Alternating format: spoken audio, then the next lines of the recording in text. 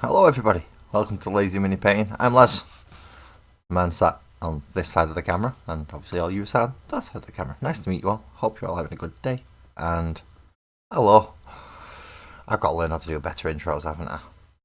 But before I can learn to do better intros, I've also got to wait for YouTube to catch up with me. Because for some reason it doesn't want to, and it takes forever. See, there's one of them. And now we've got to wait for another couple. Just so I know it's actually got all of them to put through. Now I've just got to figure out which one it is. It's that one. I found the portrait mode one. So I can come and join you all in portrait mode as well as on the horizontal mode. It's always good when I can see all my chat rooms, isn't it? Everyone can see all my normal chat because it comes up in one big chat box for everybody else, but for me, no. I don't know why, but it doesn't. It separates itself and becomes difficult. So I've got my phone at the side, so if I do that, it's because I'm reading. Okay, so where are we up to tonight? What are we doing?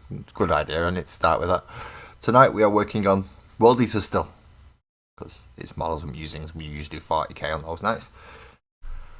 So it is World Eaters, because this is the last models and musings of September. And we know what next month is, don't we? Well, at least I do. And some other people might know what next month is. Next month is ORKtober. Which means I do have to, well, I don't have to, but it is customary within the hobby to do orcs during that period, especially if you collect them. And I do. Now, my original plan, my original plan was to do the Stomper. I've realised how much work the Stomper actually needs. So I've changed my original plan and I'm going to do Lasgull instead. Because he's all in one piece. I mean, he's got lots of gubbins and lots of big things to paint all over him. But he is in one piece. That is the good thing. But before we get on to Lasgull, we need to do more on the Terminators and the Hellbrute for the World Eaters. It means a lot of brass this time. A lot of brass. Good evening, Gojo. And hello, Anfield. I'm not doing too bad, Gojo. How are you doing? I'm doing alright. It's 9:30 at night. I'm ahead of schedule because I'm not running around like a headless chicken, trying to figure out what I forgot to do, like do a wet palette or film a water pot or get my paint ready or get models out, basic things that you would expect people to do when they're doing painting streams. So yeah, it's thank you very much, Mojo. I think these are an old kit now. If you're collecting Warhammer now or starting out, this is an old Terminator kit for the Chaos Space Marines. I imagine it's going to get a bit of a redo over the next year. It doesn't mean these units won't be usable. It just means that there might be a slight scale difference between these ones and the new ones. But they should still work fine, as I found out with the standard Space Marines and the new sculpt that they've done for those Terminators. You can still combine them and slap them into a unit, and they don't look too dissimilar. And good evening, Lee. If you've popped over to that one, right? Okay. I need to keep track of that. Who's in which chat room? Because I have portrait mode and I have horizontal mode. And as I said at the start of the screen, it splits the chats up for me. So I get one on down here, and I get one up there. And the hardest thing to do while you're streaming is keep up with chat. And that's when it's on one screen. When it's on two, it becomes a lot more difficult. You could Gojo. It just requires patience and I was going to say a steady hand, but then that would rule me out completely because my hand isn't steady. It's patience more than anything else that this requires. And don't ask me how I hold my patience on this because I'm not a very patient person, if I'm all honest. I'm not that much of a patient person. So how I managed to do this, I have no idea. Hello, Twisted and Beaky. Welcome in. Welcome both in. Thank you for coming to join me today.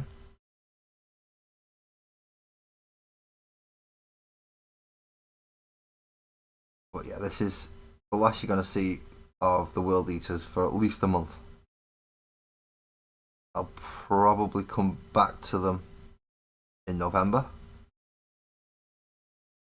Hopefully I'll have more of them by... Will I have more of them by then? No, I've got to go through the Gene Stealer cults and the Astra Militarum first, haven't I?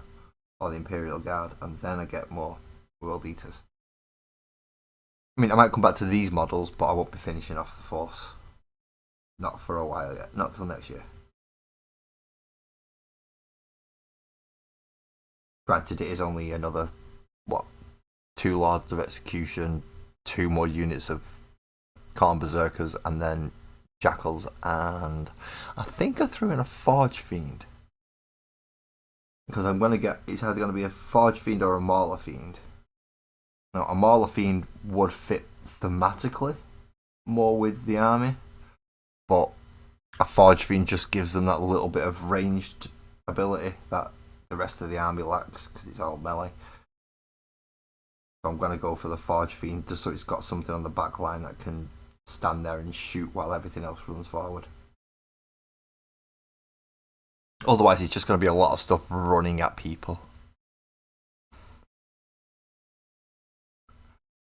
Yes. If meds are wearing off, then that is definitely a good idea to get them kicked in again and then twisted. Hello, Ali. Welcome in. Thank you. I've noticed you're in there. You're in the portrait mode again for me. Thank you very much.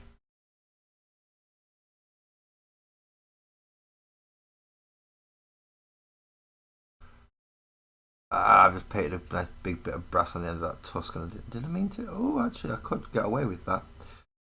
I may have just done a happy little accident that I didn't know. We'll only find out when I get around to doing that bit in a little bit. And so hopefully I will get most of these Terminators done tonight, along with the brass for the Hellbrute. And then I can at least start looking at filling in any of the red areas that have not quite gone into the edges with the darker tones.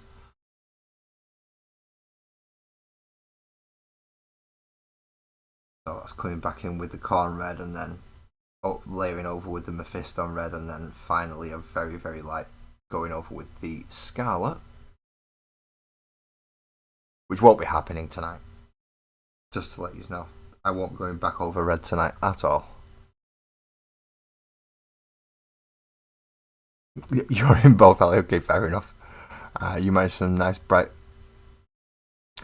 I noticed what you put in the work in progress, Twisted, and the lighting that you've set up for that model already is looking pretty good. How you're going to pull the lightning effect off, I don't know. I've seen people do it, but I don't know how to. So how that's going to work, I'm not sure. Although going off how you've done a lot of the other things, I should imagine it'll be done quite successfully. You seem to be getting really good at your lighting. Yes, that is a little bit of jealousy from my voice, but not too much. I'm just not good at the volumes. I mean, I can get where it's going to go, and I know which bits are going to be light and which bits are going to be dark. Pardon me. But to actually get layered up volumes to make that, no, I can't do that. That's difficult. That's going to take me a lot more practice at brush control and airbrush control, and I need I'm lacking a lot in airbrush control. I'm getting there with brush control though. Don't get me wrong, I'm getting there with brush control. EB, what's up, homie? You know how it works, let me know. And then you can completely derail my entire stream by making me hear my own voice.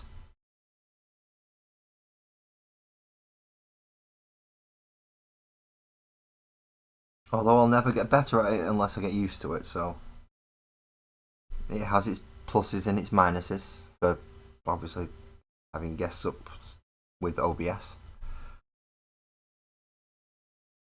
Granted, it was a lot easier when I was using more like panel-based streaming software as opposed to dedicated solo streaming software, which makes it a little more difficult. Not impossible, just a little more difficult. I need to figure out how to mute my own headset for me, so I can't hear myself. Then it'll work easily. No worries, man. As I said, usual case. If you want, you know how to, and just say.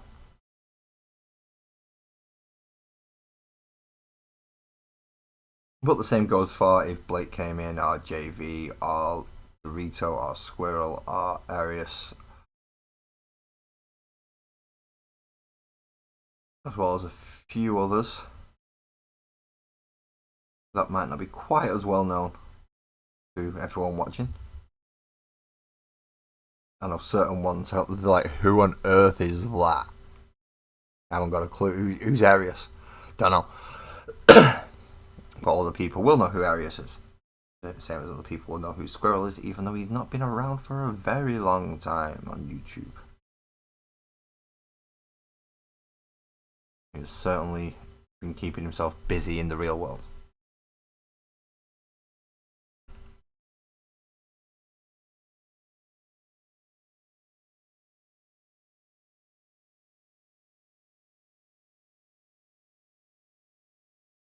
Which is not a bad thing. It's just merely a thing.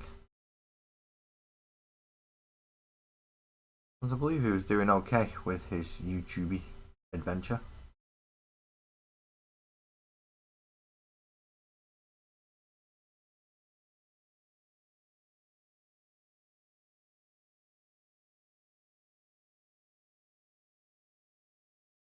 You thought you'd already your second box of Votan, but you have to get them on Wednesday.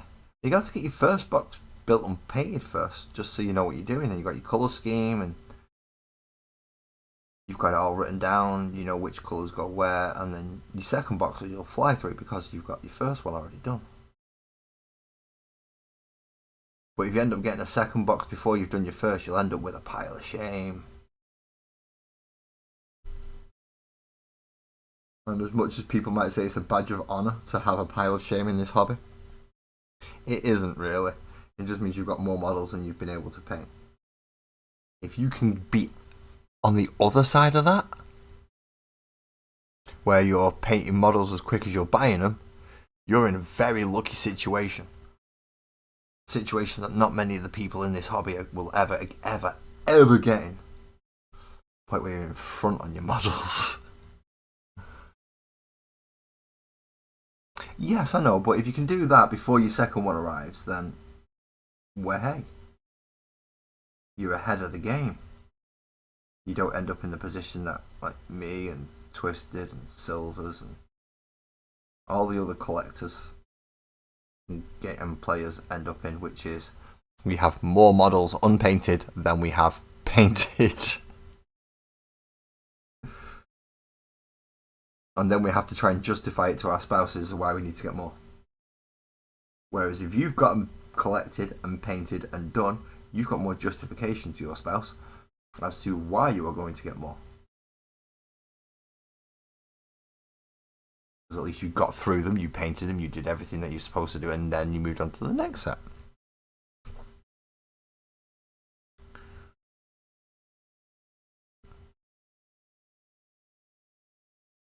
Yeah, you end up with a storage room full of shame rather than a pile of shame. I've not quite got a full storage room full of shame, but I'm getting there. I'm still getting outdone by Twisted and Graham though, at the moment. Which is a good thing.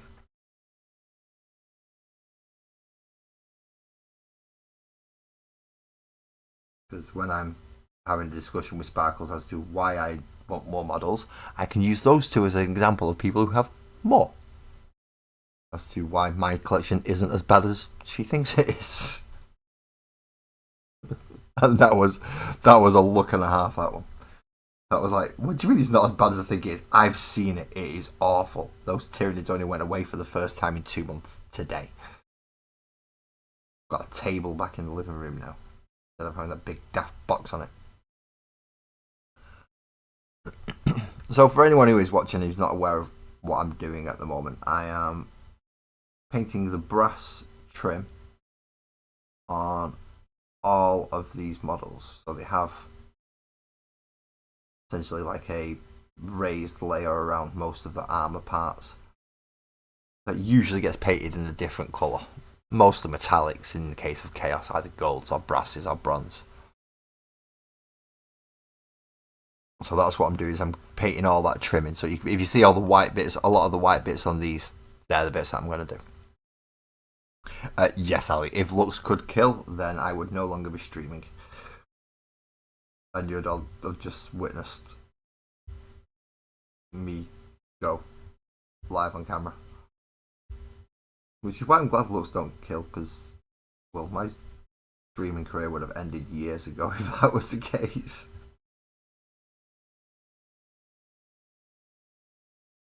Because let's not play about here. I have made 1 or 2 comments on this channel that some people may find controversial. I'm not going to repeat them because I can't remember what they are. I just know I've made comments that some people may go, you can't say that. It's like, you can. You can. Good evening, I can't read this way around. The Nobregas is. I can't read that way around, but thank you for coming in and thank you for them. I wish I'd designed these. Sadly, I didn't. These were all done by Games Workshop, but they are cool looking models, I've got to say. I didn't have to put them into my World Eaters army, but having Terminators in a World Eaters army just seems. Yeah, you can't not. Alright, they might not be the Red Butchers from the lore, which in itself is a little bit of a shame, but they'll still do what they need to on the tabletop. They'll still act like Terminators. Still toughness 5, toughness 5, 3 wounds, and a 2+ save with a 4+ invul. So it's still a bit of a pain to take down if you've only got light arms fire. So if you've not got any dedicated anti-elite or anti-tank, then it's certainly a unit that's going to cause you worry. But if you do have dedicated anti-elite or anti-tank, then it's just one of the targets for that unit. But I have several targets for those type of units to shoot at, not just this one. And out of all the things I'm putting on the board, this isn't your biggest worry.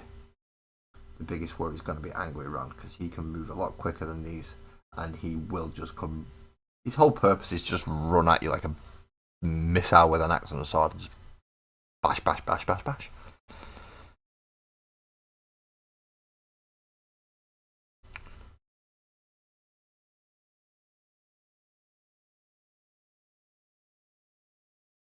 Oh, right, that means I've got to learn Tabletop Simulator. Okay. I'll learn Tabletop Sim. And we can do a very, very brief run through of how to play a mission. I mean, as basic goes, we'll probably run combat patrol rules as opposed to full rules. That's actually that depends on whether or not you've got the combat patrol.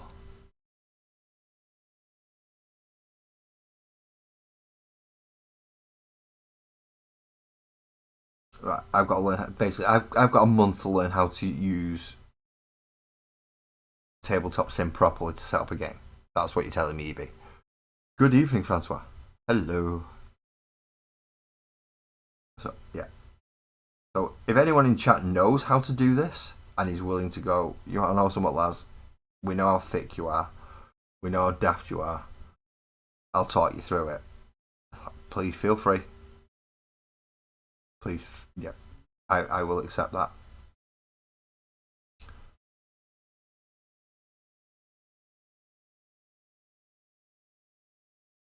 But if I can then start setting up tabletop sim games, not only for Warhammer but for D&D and other things as well, then I start running lots of games that people can join in on.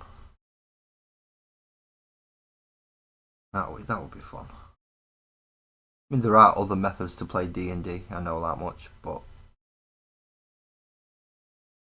everyone being able to see the table, see the dice rolls, and things like that, it does just help a little bit.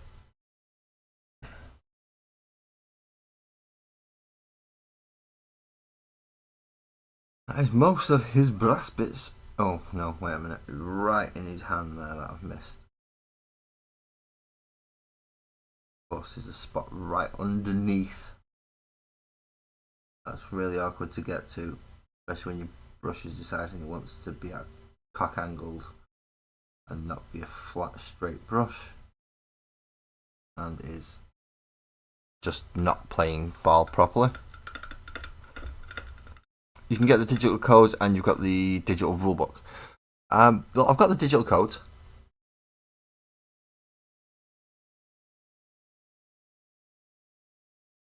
For both my Tyranid and my Space Marine Codex. So running them as an army is fine at the minute because it's got all the FAQs and everything else updated in the app. Transferring it over to Tabletop Sim, I'm not quite sure how that's going to work. And you're going to have a lot of mechanics that I'm not used to because I've never played Votann before. So your grudge counters and things that you'll get, I don't know how they work. I'm just going to tell you now, I'm not going to try lying to you and say, yeah, I know everything I can do. I've got no idea how the Votann play. I've never played against them and I've never used them.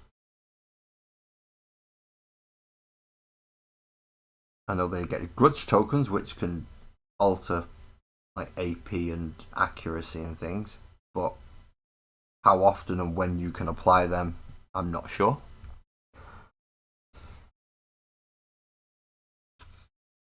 If you can apply them multiple times per turn, that's going to be something that's a pain in the rear end to keep track of. I'm not going to lie.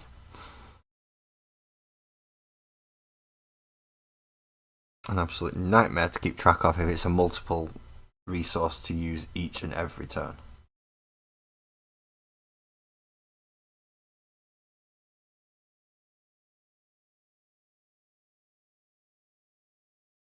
Like the Surge rule for the World Eaters. The standard Berserkers get to make a move each time they get shot at.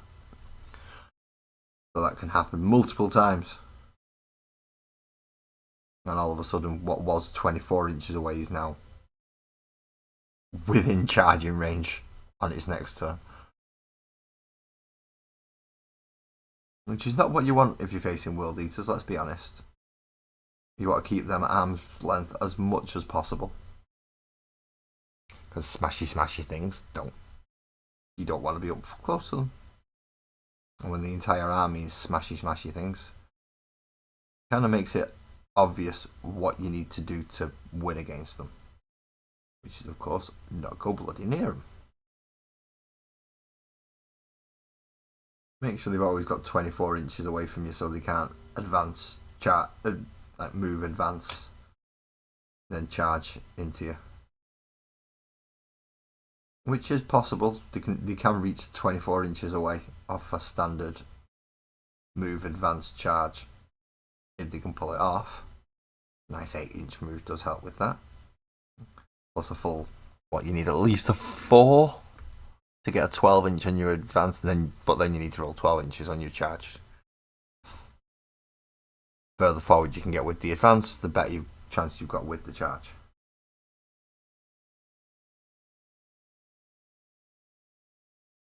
Votann are very much a shooty. We have a bit of melee, but would rather keep you over there and shoot you. They have that type of army. Kind of like Space Marines, they can do a little bit of melee, and there are some melee units, but ideally they want to shoot. That's where you're getting more money's worth out of them, or more costs for more for your points.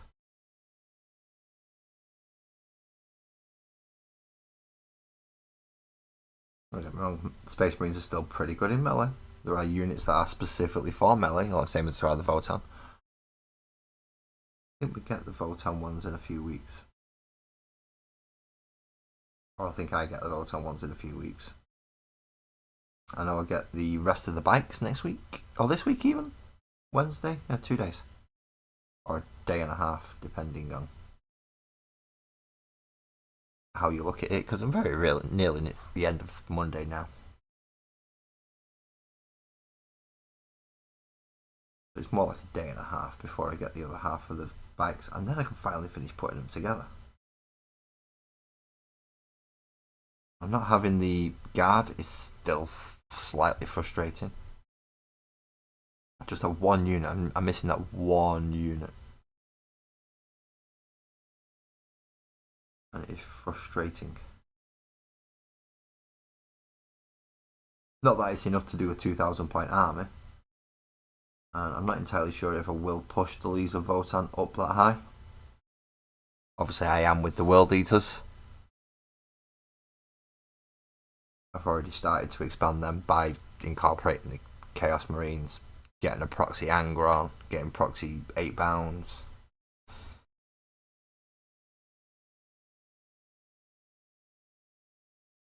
And finishing off the. I think it ends up as 1995 as the total points value.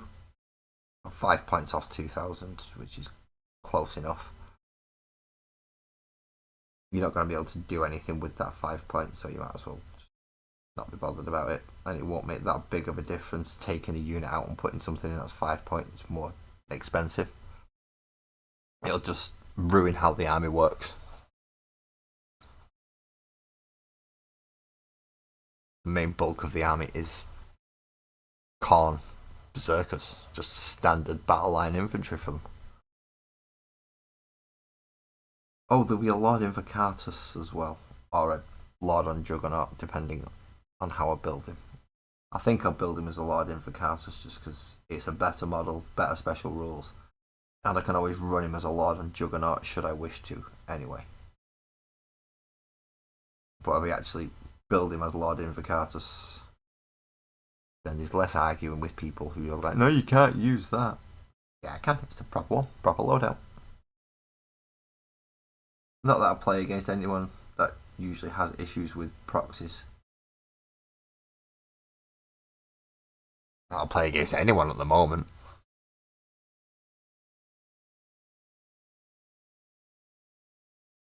Yes, if anyone has any questions, I will do my best to answer.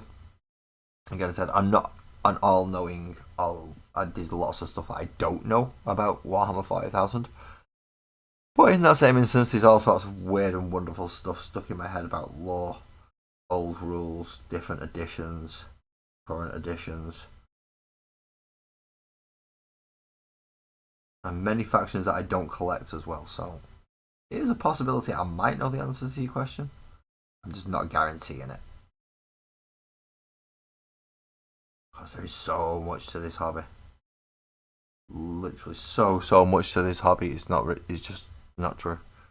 Just ridiculous.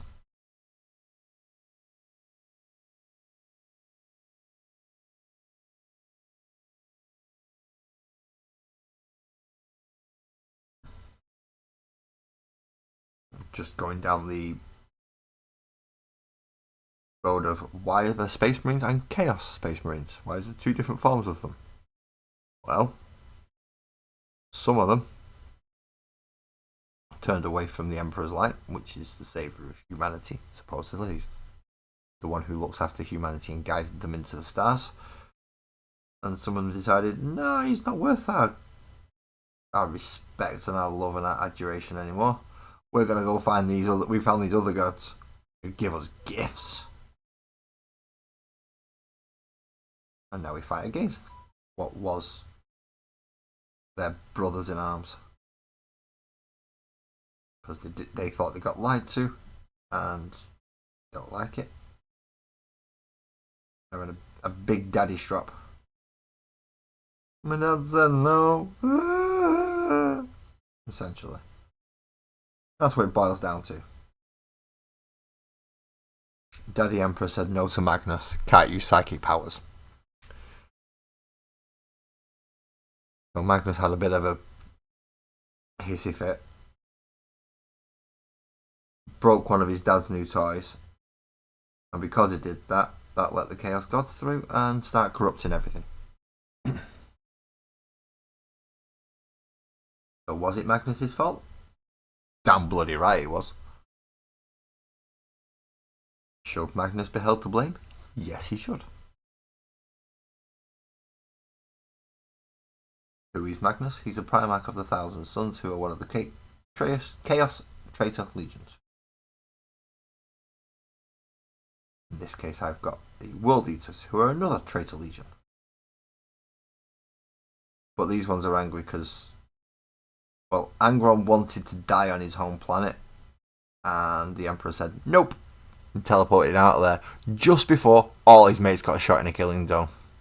How good is that for him, eh?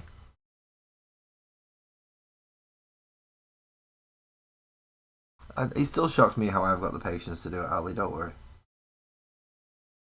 As I was saying earlier, I'm quite an impatient person. But for some reason when it comes to this, I do have a modicum of patience. I don't understand why. It just works that way. I'm taking full advantage of it. I'm going, right, well, if I've got patience for this, I'll do this for the thing where I sit out for a bit.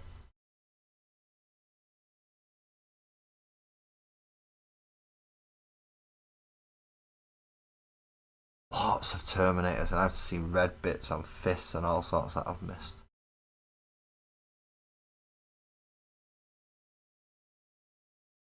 But once I've done the brass bits, I can go back and see what bits I've left white.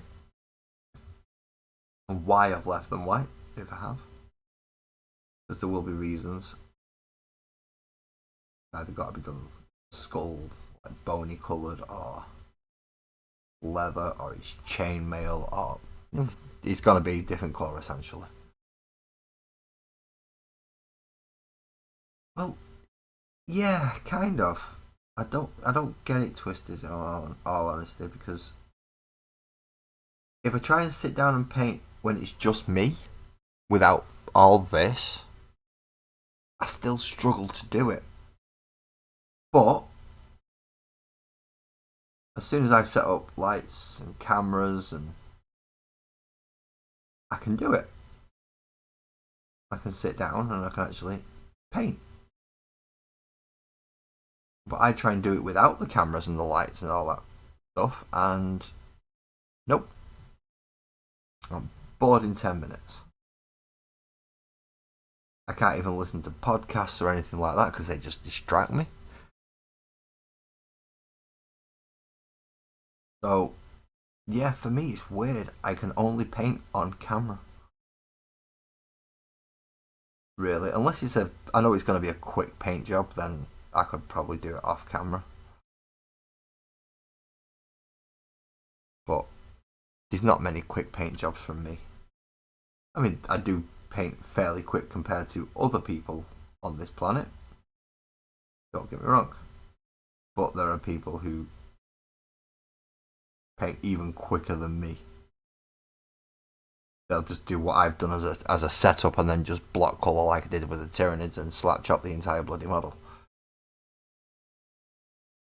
Which is fine if that's the look you're going for. It's not the look I'm going for, so I'm not going to use that method.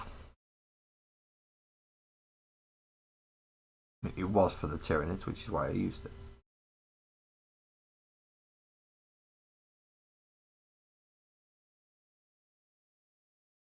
But for these guys, no.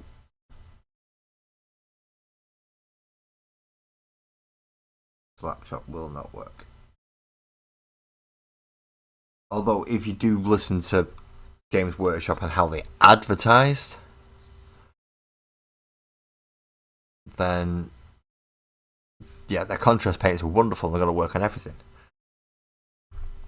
When we've actually looked at it and tried it and used it, we've realised no, it doesn't. It doesn't work on everything. Why did I pick him back up? Oh, I remember. What I do. The little spike on his head there. Because of course he's got a little spike on his head. Why wouldn't he have a stupid little spike in awkward positions? And two down the sides of his head as well. Because of course he has. He couldn't just make it nice and simple for me, could he? No.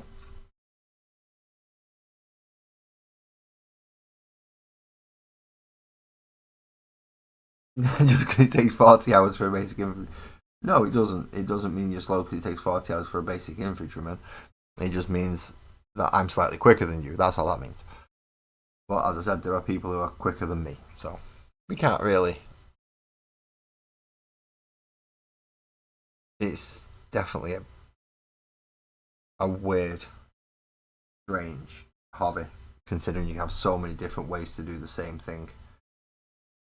And although you will get marginally different results, you basically get the same thing. You end up with a painted model at the end of it. Some better than others. You and Twisted, the amount of hours that you put into models, it shows at the end of it. Don't get me wrong, it does show at the end of it. Yes, I'm perfectly happy and fine with my standard of painting, but I'm going for tabletop standard. I'm not going for that extra mile.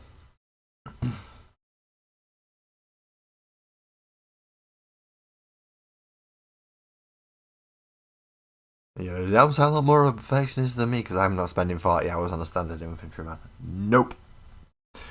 I want to be able to paint a standard infantry from start to finish in 2 hours. I've got 70 of the bleeding things. I don't want to be sat there painting 40 hours for one when I've got 70 of them.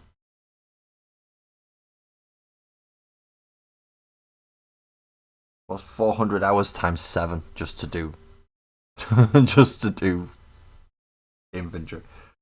No. In fact, I've got 75 of them. And that's not even counting the assault intercessors. Or anything that's not Space Marines for that matter.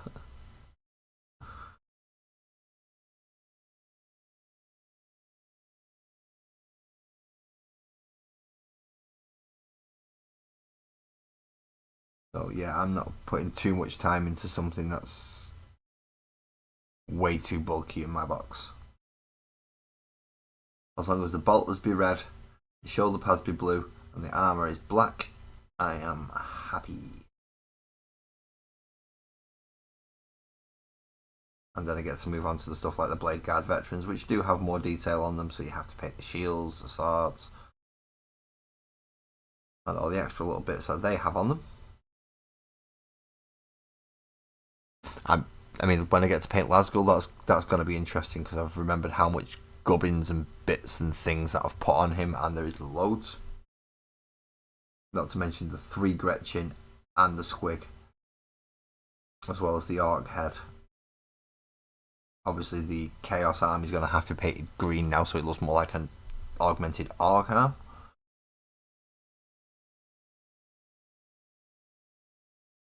Which in itself just gives a big splodge of green on the model.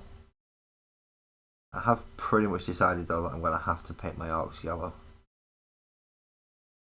Although because I've got... Ooh, I'm going to paint them yellow. I've got these that are red, I've got Space Marines that's black and blue, I've got Tyranids that are purple, green and yellow. Which kind of narrows the amount of colours that I've used and what is available now for others. Obviously, Orcs are going to have green on them, which I've already decided it is. Going to be the Death Guard green, because I've got loads of it, and it's a slightly different green than what they want. It's not as bright as normal Orc green.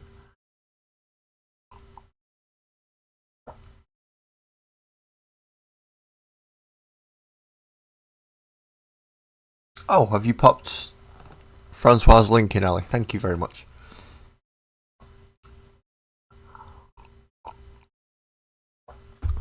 And Twisted is giving us a heads up on what is going to be the miniature of the month next month, which is a rattling sniper.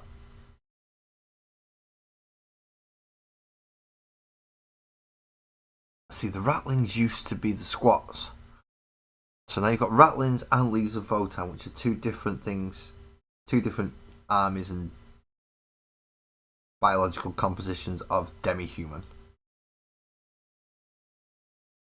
And one gets his own army and one just stays as snipers in the Imperial Guard army.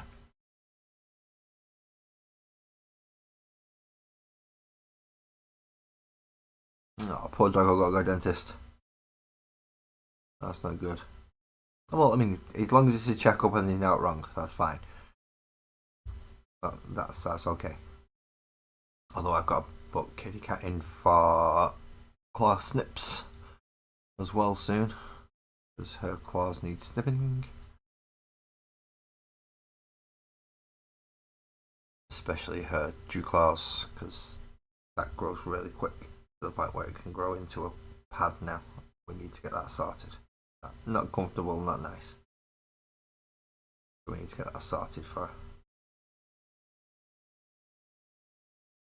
So then she can walk and not get stuck on anything that's fabric. How? Hello. I'm fine, how are you? Thank you for popping in.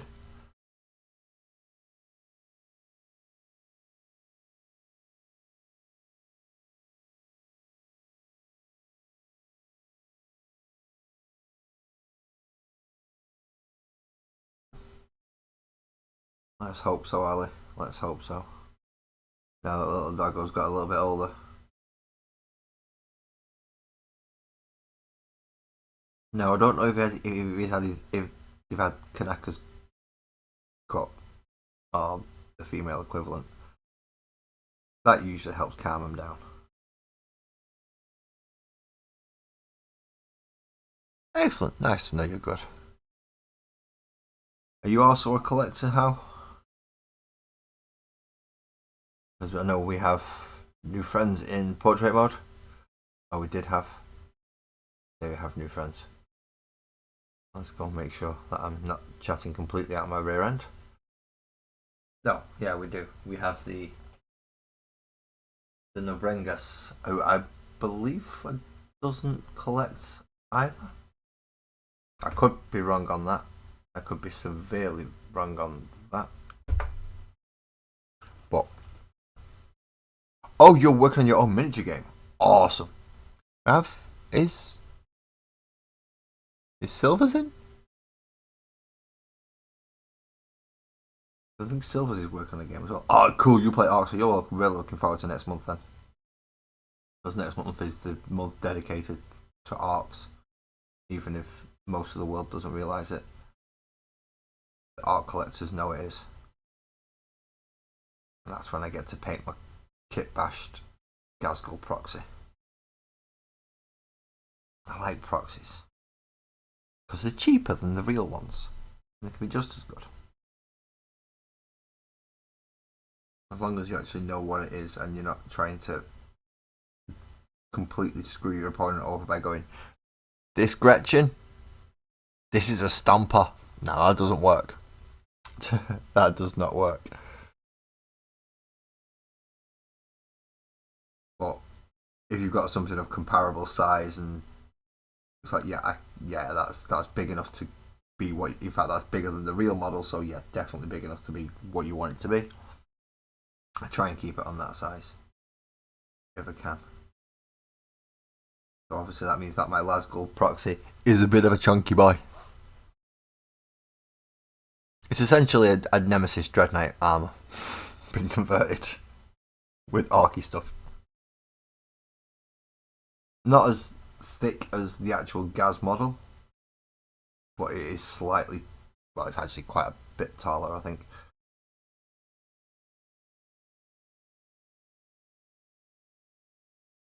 But it does stand kind of toe to toe-ish with my Angry Ron proxy as well.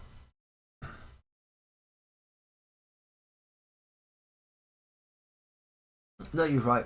Oh no, right. You can find Francois. No, I'm God. I'm the closest. He even said, I'm made in his image. God's an ugly git.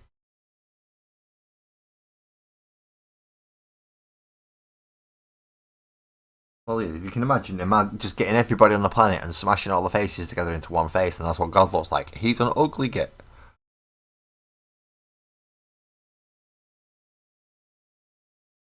Yeah, Ali's good at finding things like YouTube channels, and if you come in and you've got a YouTube channel, Ali will find it, and as she knows, she has my permission to post. If somebody's got a link in there, she can go ahead and post it.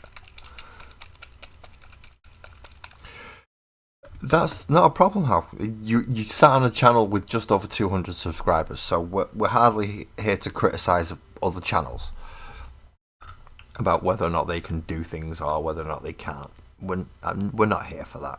If you have a channel, then you have a channel. If people are interested, they can go and watch. If they don't wish to go watch, nobody forces them.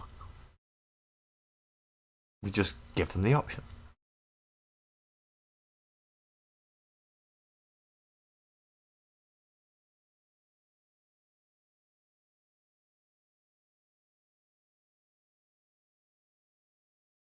Oh, poor dog goes grounded in the living room tearing stuff up, Francois.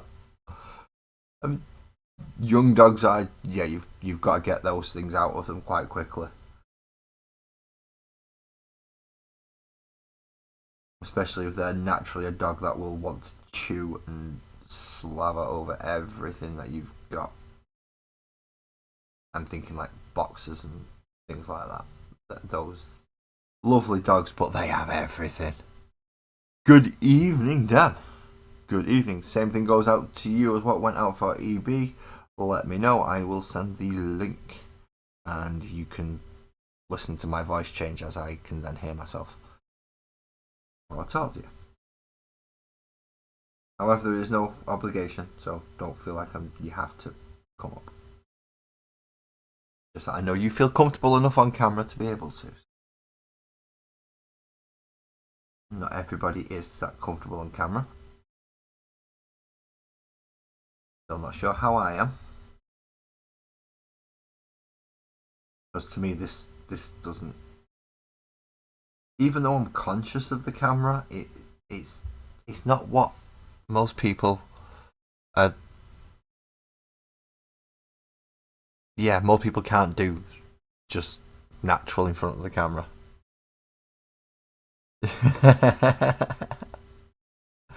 We do, and never mind just you two, all of us do. We need one, me, you, Captain, JV, Blake, Dan. We need all of us back on again. All of us back in one place. And Dan's thinking, no, I can't keep up with you lot. I'm more of a family man. I'm not sitting in that chat room. Because you lot might just go off on me. You're not camera shy. You can't be camera shy. You're behind the bloody camera too much. Look, if you're camera shy, then I'm camera shy. Yeah, exactly. EB knows what I'm saying. EB agrees. Dan, you are not camera shy. You may not be 100% comfortable in front of the camera, but you're certainly not camera shy.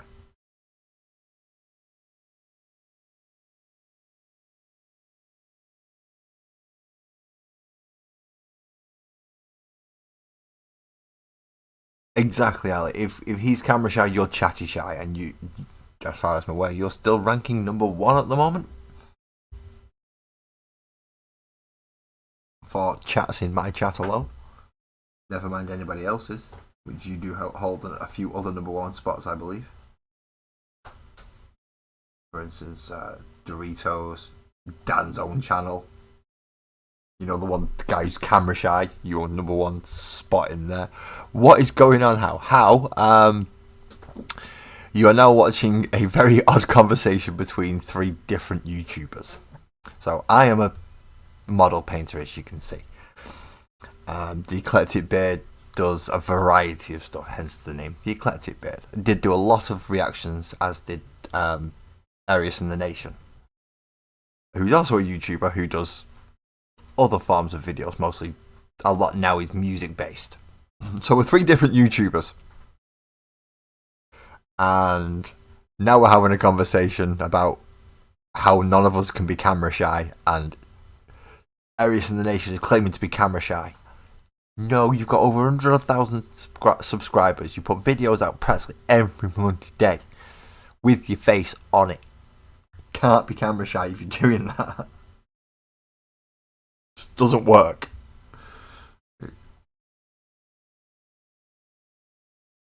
So we're now trying to think of how many comparisons and analogies we could think of why Arius in the Nation is not camera shy.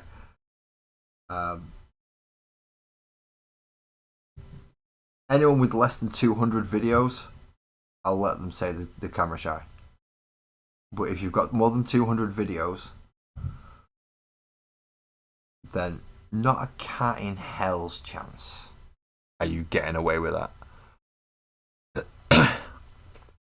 Yeah, watch out, don't trip up. Don't trip up, EB. We know what that yard's like. Next thing we're hearing is a thunk bump as EB hits the deck and starts screaming because he forgot about that piece of rope he left there last week. Oh yeah, Graham. Howdy, mucker. Now, I know I've already been told, keep my eyes off the D&D dice. Even if I do think Sparkles would like them, I'm not allowed to buy them as a gift. She has a special D&D dice all of her own for her to use. Well, she has a special dice and a special set of dice.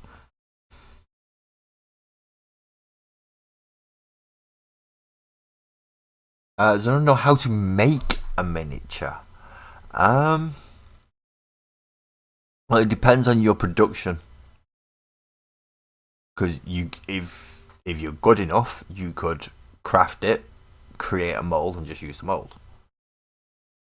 Or you could use modelling software, create it in that, create an STL, print it. So there are a couple of methods just to get the base model out there. Depends which one you're more comfortable with. I'm not very good at sculpting in either format. I'm just aware of them. But yeah, as Ali said, feel free to join the Discord. If you pose that question to the entire Discord, there's about 20 odd people in there. So, but saying that, one of them, at least that I can think of off the top of my head, may be able to help you with your questions. And that will be Joe, I believe. Joe should be able to help you with your questions.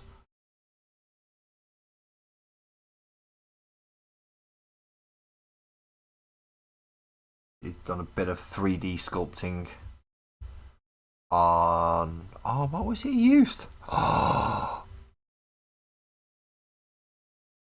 So, yeah, the Nomad Sculpt is one of them. Thank you, Graham. There's the slicing tool, and I can't remember what it's called, that you can edit and change already existing ones, and a lot of people use it, and it's a very popular name. And why has it gone out of my head apart from the fact that I'm stupid? What's it called? No worries, no worries. What's it called? Blender! That's what it's called. It's called Blender. Blender's supposed to be pretty good for creating. Like, it's supposed to be a little bit like Google SketchUp, but with more options and better capability of the software.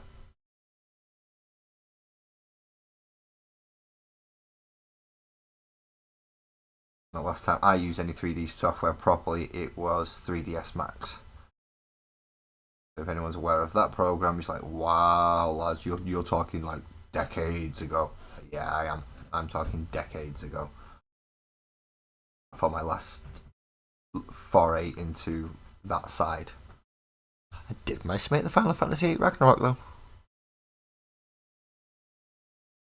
Yeah, Blender's slightly more professional than some of the others. I'm aware of that. But if you can learn in Blender, then you got it cracked. I know it's a lot of it is shortcuts and knowing how to manipulate planes and vertices, but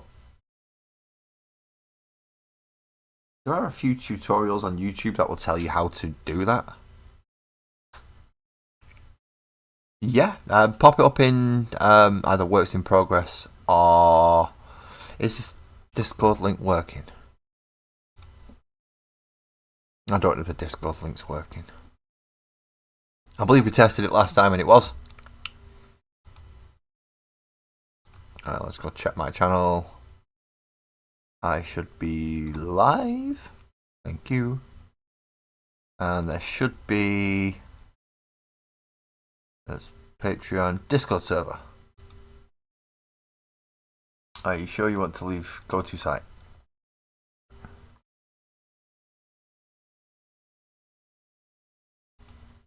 Yeah, and that just takes me straight to my... Yeah, so the Discord link is working. Just give it a quick check myself. Hello Miami Fred, hello Tony Jack, hello Knuckleade, hello Kitty Ears, and I think I'm looking at the wrong bloody thing. Yep, I am. I'm saying hello to a lot of people that aren't even in my stream.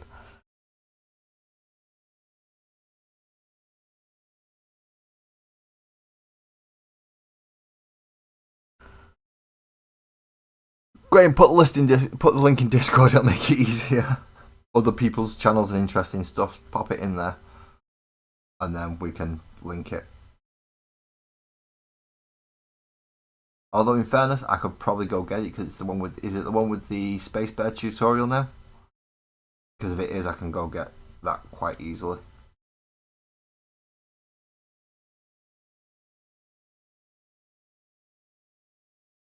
I do have Discord though on its little not allowed to chat to me thing because I'm streaming. Go find Rogues Den Hobbies. Right, now that I've found Rogues Den Hobbies, we look for painting guides. And then we look for the MapQuest Space Bear painting guide. And then we scroll all the way down and find the YouTube video. And we'll click on that and then we'll watch on YouTube please. And then we have Rogues Den Hobbies, which I am subscribed to. And we copy that.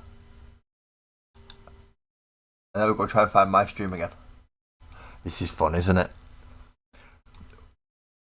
This is the advantage of being a pretty much... Paint Minis Live is in. Bill, you're in the portrait mode. How you doing, man? I'm just popping that into there.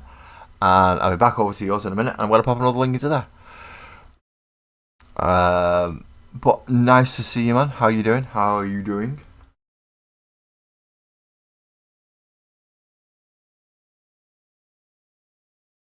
Not too much over here at the moment. Not too much, to be quite honest, Bill.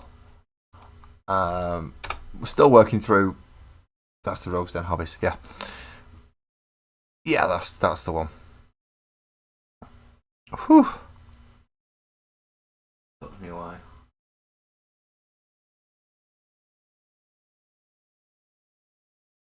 It is interesting to do this. Right, close my stream, otherwise I ended up with stuff. What do you mean I know your website far too well? Sparkles is agreeing with you. No, I just know how to get to it. If I go to Discord and I go into your website and then go to the painting tutorial section and scroll down, it takes me to the frigging YouTube channel. I've got common sense, Graham. That's the thing. I can figure this stuff out. And see, I caught myself then, Buzzard. Are you proud of me? I hope so. But yeah, you've got the Makwa Bears, you've got the Space Dwarfs, you've got the Angels, you've got the Venetians, you've got the Rat People, you've got the Undead, you have the Native Indians, you have... you've got lots of stuff to choose from on Rogues Den Hobbies, including the sets of dice.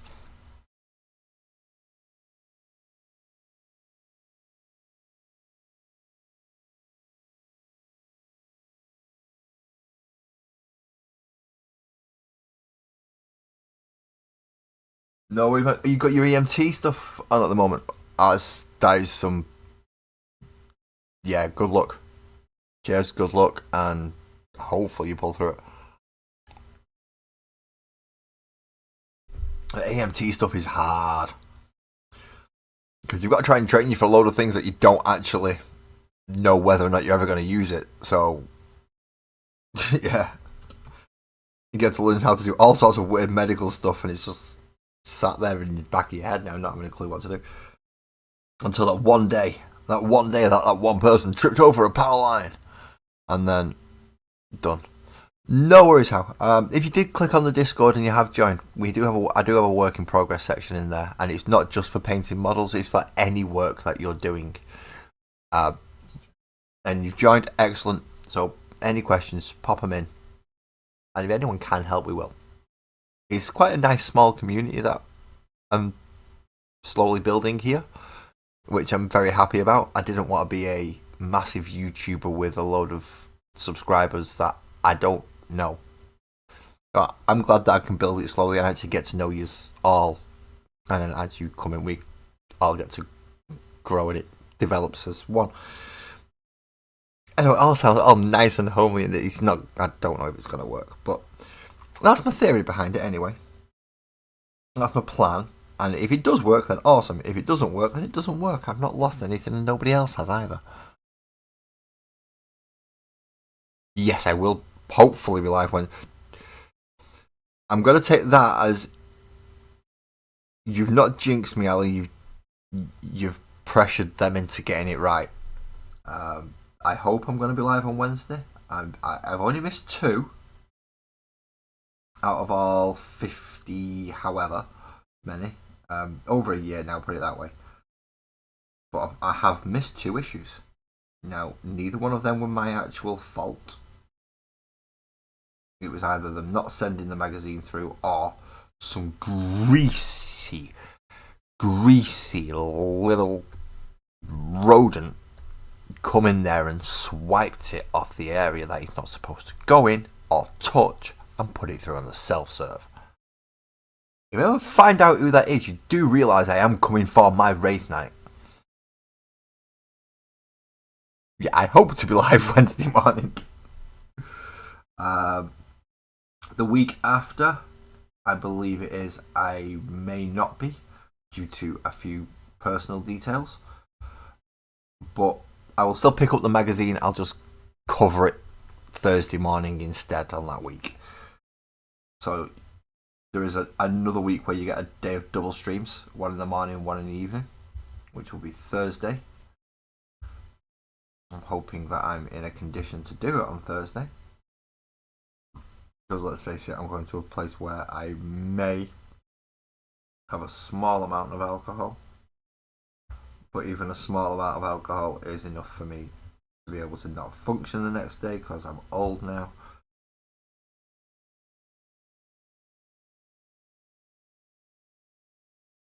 And I don't drink much. So, yeah. That could be fun. I am getting to meet a lot of Sparkle's family, so yay.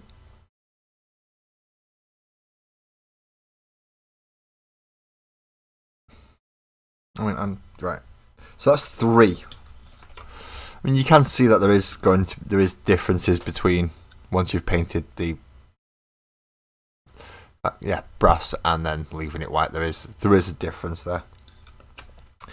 The bigger difference comes when I get the actual world dealers out. No worries, Bill. Thank you for dropping in, man, and good luck with your EMT training, which hopefully will be passed with flying colours. So that's 3. Who do I want to work on next? Now I have Big Sergeant Guy or I have Chain Fist Guy. Each one have their own pain in the backside bits. The shoulder pad on the champion with the big horn section is not the easiest. And with the way his knee pads are laid out, don't make it fun either. But then again, he's got that great big whopping chain fist, which isn't easy. And he's got another skull on that shoulder pad, which is not quite as difficult as that one. We'll leave the sergeant to last. That's what we'll do. We'll leave the sergeant to last. 2 shoulder pads done mostly first, so we'll use up all the brass paint that we have on the wet palette. Before we go for the slight break that I usually take. What's best, rounded edge, sharp, or chamfered? I'm assuming you're talking about paintbrushes, Graham. And that depends on what I'm doing. If it's a large area, so if I'm painting inside the shoulder pad section where I've done red there, I would prefer a chamfered brush. If I'm doing most other things, I prefer rounded tip brushes. But you can still get sharp rounded tip brushes, which is ideally what I'll go for if I could ever actually find something that wasn't stupidly overpriced for a single brush. Especially because of the way I treat them, I don't particularly want to pay too much for them. It's not a fun thing, to say the least.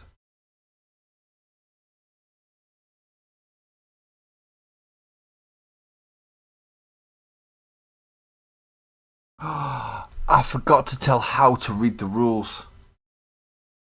And don't anyone laugh at me. Oh, for dice. Rounded. Do not like chamfered edges. Nope. They can land on those. And I've seen it happen, so nope, don't like chamfered edges. Square and sharp edges can damage dice trays and stuff, so I don't like them. So it's rounded edges when it comes to dice.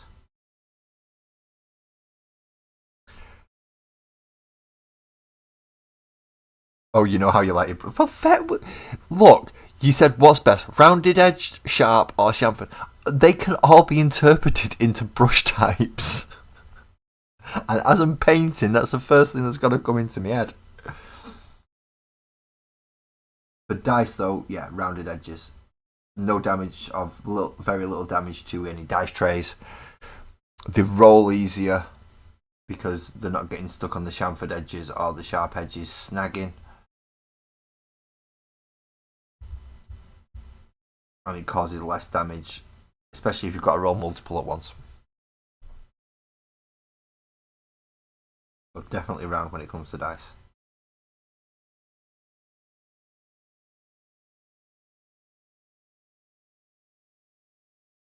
I mean, my dice have very, very just slightly rounded edges. It's just to stop them from being sharp.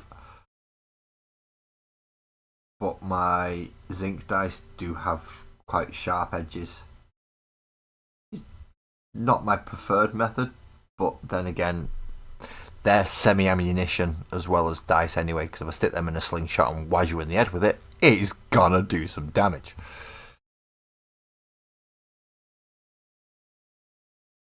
Especially that D4. Oh, it's just a metal pyramid. And D4 is going to certainly do some damage. Have I missed anything? Nope, I'm okay. Last thing to do was Ali and Bill. I'm keeping up alright. We chat to a degree, for once.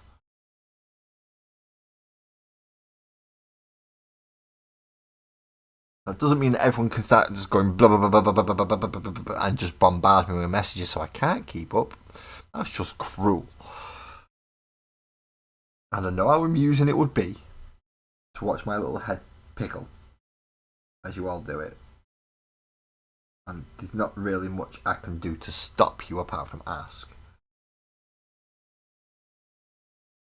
But yeah. I'm doing alright so far. Please don't ruin it for me.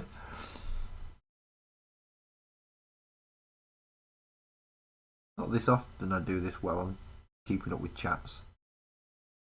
Especially when I'm not physically part of the chat. Which I know technically I am part of the chat because, well, the chat wouldn't be happening without me being here. But I'm not an active part with sat with a keyboard in front of me typing and chatting. I have the bonus of being able to verbally do it while I'm concentrating on something else. Still don't get how I'm doing it that way either. So don't ask how do you concentrate better when you have to multitask but you can't concentrate when you have a single task and you're a bloke. Don't ask. If anything about me ever makes sense, then run. Run away and run away fast.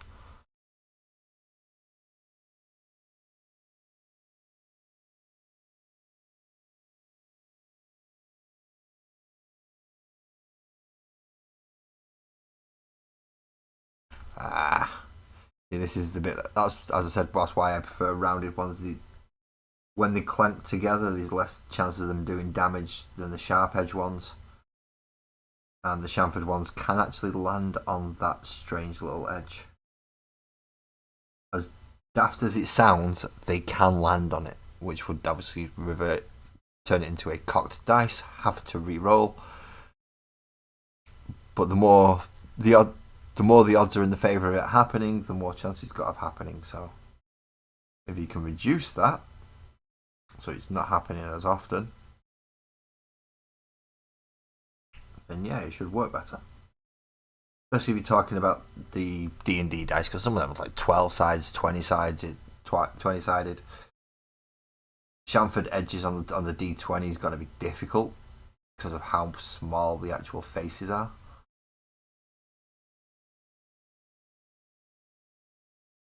And so Sparkles has got around that by just having a singular dice on each side is a separate spinny thing. It's not technically a dice, it's just more of a fidget spinnery style, but you can get random numbers. You can manipulate it if you're good enough. I am not. Before anyone thinks, yeah, you're going to use that to do that. No, I'm not good enough to do that. But if you're one of them people who can just stop things that are spinning really fast wherever you want them, then yeah, this dice is just not 20, not 20, not 20 every time. If you're not and you're incredibly unlucky like me, you're pretty much stopping it on 7 or on the line, so you have to spin again.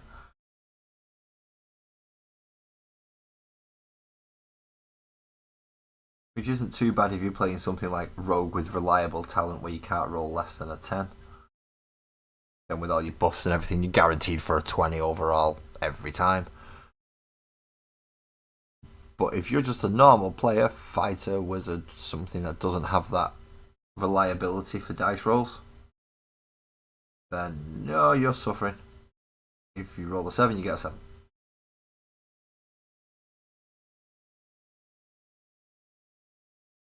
I mean, the odds are supposed to be relatively even for you to get each number.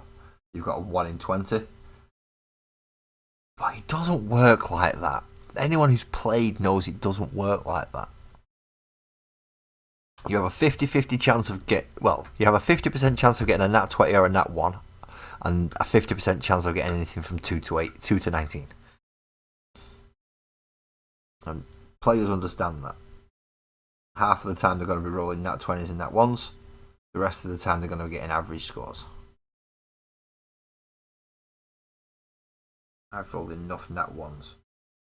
I'm due some nat 20s.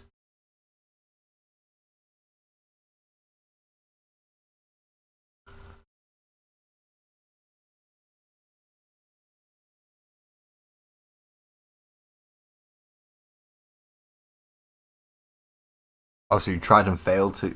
You throw them in with my zinc dice. They'll get damaged. I can't roll. I can't roll anything with my zinc dice because they just smashed them out of the way and dent them up.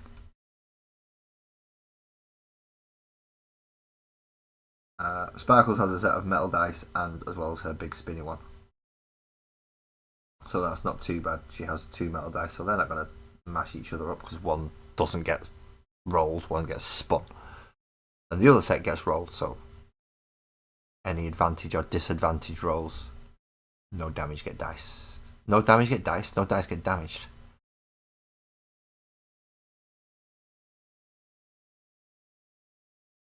But if I was to give them to Mini Laz and say, stick them in your Hot Wheels launchers, the metal dice go smash. Welcome back, Ali. So yeah, you need to try it with a few various other types of dice, not just yours. Because people have lots of dice. You get dice goblins. You know what dice goblin is. Come on. They've got 4 copies of every type of dice that's ever been made since the dawn of time. They've even got the stupid spiky ones. You know, the ones that no one can ever actually pick up and use because they actually hurt you. They've even got full sets of them. Dice goblins. Almost as bad as book goblins, aren't they? Almost. Not quite, though. Not quite as bad as book goblins, but nearly. I'm still going to need more brass.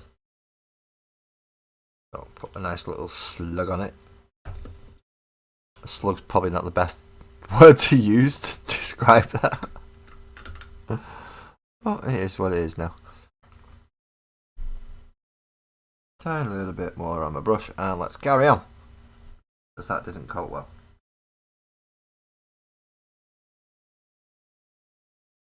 It could be worse. I could be doing gilding,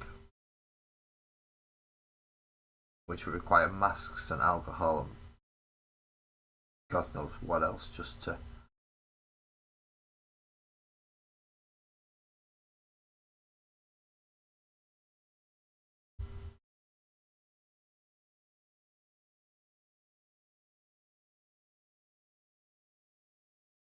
Now, could someone correct me? Is it Joe it's Joe who's working on the game, isn't it?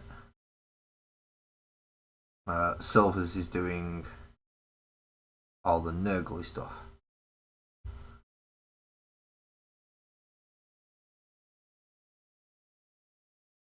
Just I don't want to get it wrong, and I've got a feeling I have,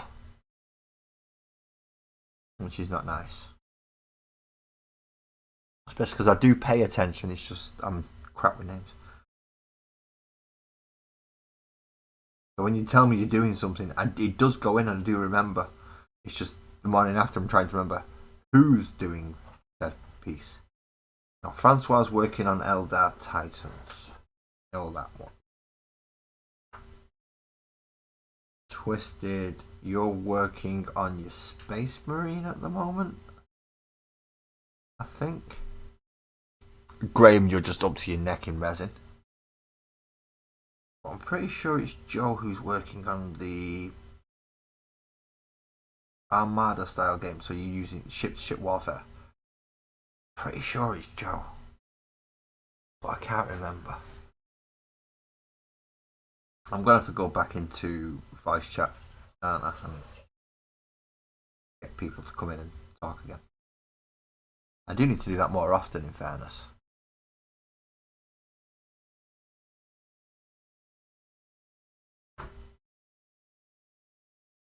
If I start doing it too often, then it kind of defeats the point of my Patreon bonus. Although if I do it in the standard chat, then obviously other people can come in. And the Patreon bonus is it is a 1-to-1 with me, no interruption, no other people coming in unless it's part of my house or part of your house. That's the only things that I can't really stop, because I'll be doing it in my living room. Not sure where anybody else would be doing theirs. I've just broken one of my little rules. I just done live begging. Sorry, people. Sorry. If you're hitting the unsubscribe, I understand. I've just been e-begging, and I don't like e-begging.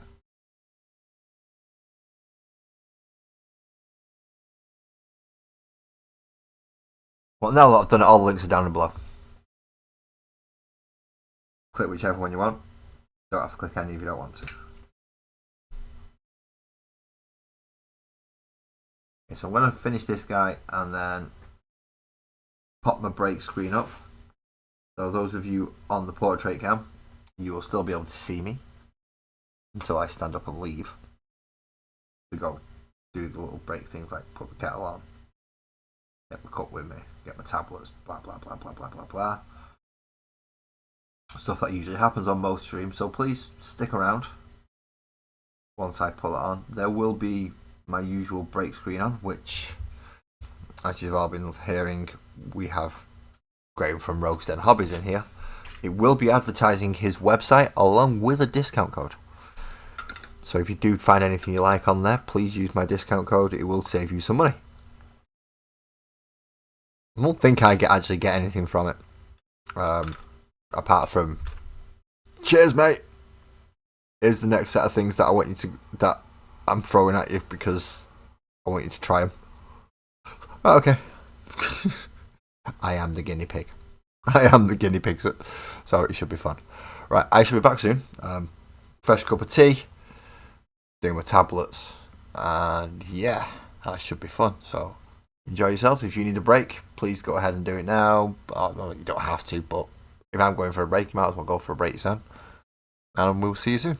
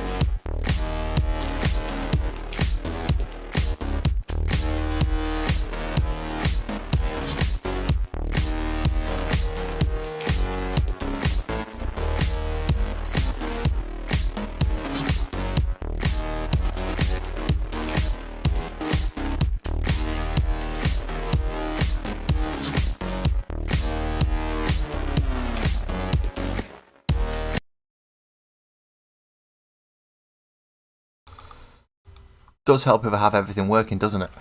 Hello, everybody. I'm back, and have a good night, Ali. Thank you very much for coming in, and I'll speak to you again.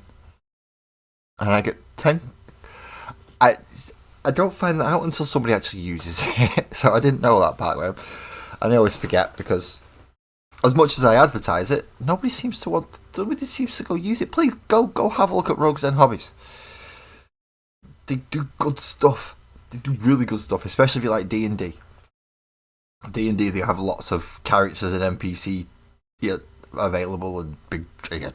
I want big dragon. I'm not allowed to have big dragon, but I want big dragon. Big dragon's got a 14-inch wingspan.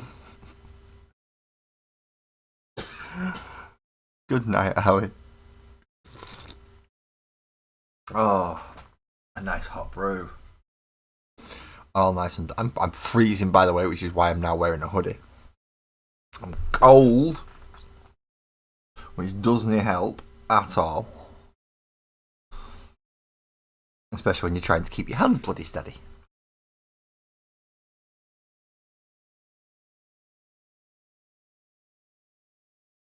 So how has everyone's weekend been so far? Anyone had any good games? Anyone started any new collections? You know, Twisted has got quite a way through his Space Marine. Now adding additional lights to it. Francois is slowly churning the way through the Phantom Titan, which is a heck of a model. It's absolutely huge and spindly. I must admit, if I was going to attack something that big, I would be tempted to do it all with the airbrush. All of it with the airbrush.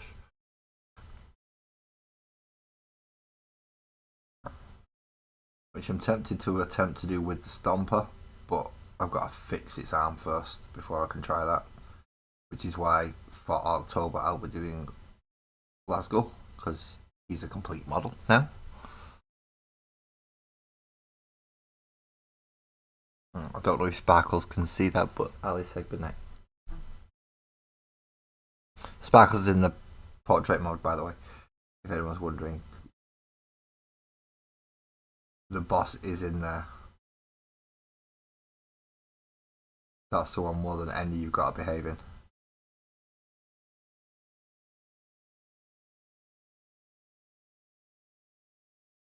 Because I might not even see it.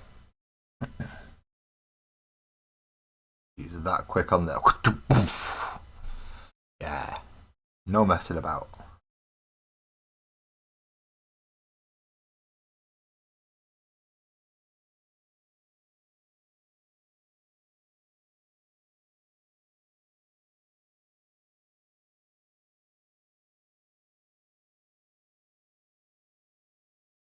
Won't even be a word spoken.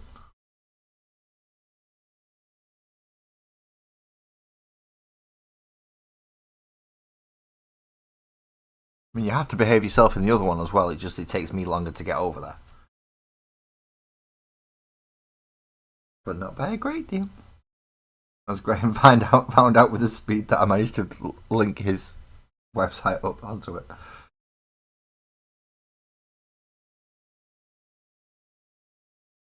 I had to go through a few extra stages to get that one done. Go get the YouTube channel. Well, go find the website, go find the YouTube channel, and then link it.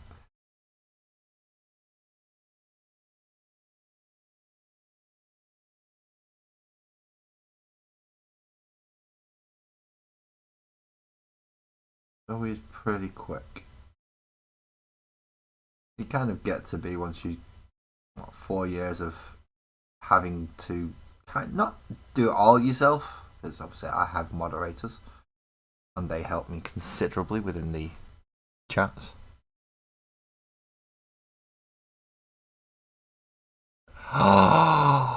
You forgot to set off the next competition.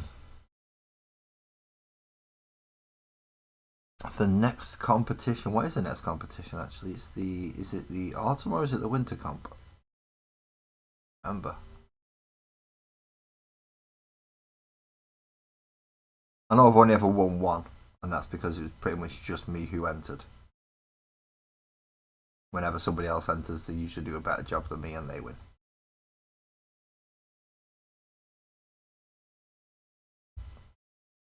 Although if this time it's kit bash stuff, I might stand a chance. Pardon me? I say I might stand a chance. If it's kit bash stuff and I can get Lasgow painted, then yeah, I might stand a chance. If it's not, then I'm going to have to dig out a model that I've not already painted or don't already have plans for. Well, there was 3 entries and the winner won by 1 vote and the other 2 had 3. Well, yeah, the winner had 4 votes and the other 2 had 3. So although yes, I might have been close, and close isn't winning though, is it? Close is not winning. And you know I would like that little voucher. You know I'd like that little voucher. That voucher will be used almost immediately. I want that. Or I'd save it up in case I win another one and spend them both at the same time and get my dragon. Dragons. I don't own a dragon, a big dragon. Well, I own an ickle dragon. That's metal and rubber, and doesn't like to be stripped of paint. So repainting it is going to be a pain in the rear end because I don't want it to be a red dragon. And it comes as a red dragon. Whereas the one from you, the big Tiamat dragon, that comes in grey. I can do whatever colour I want. No stripping. No removing paints. Just glue together and off you go. Well, wash it first to make sure all residues and everything's properly removed. Do proper care for the model. But once you've done that, yeah, you're off.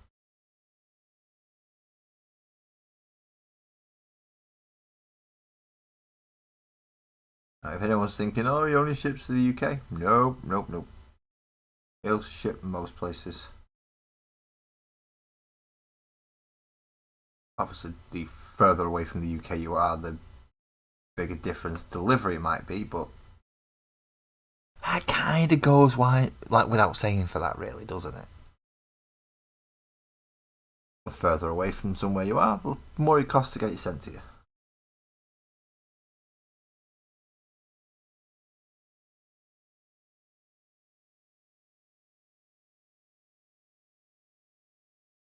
Obviously, the size of whatever you're ordering changes that as well. So, just bear those in mind. Now, if you're thinking, I want to try and minimise the amount of postage I'm paying, then actually make it a bigger order. Get the stuff that you want and the stuff that you want for after it. That way you can just pay one lot of postage. Because until you go up in size and weight dramatically, it's not that much difference. So if you was going to order one little set of characters, you might as well order 3. And then you're ready for when you've done that set, you can move on to the next.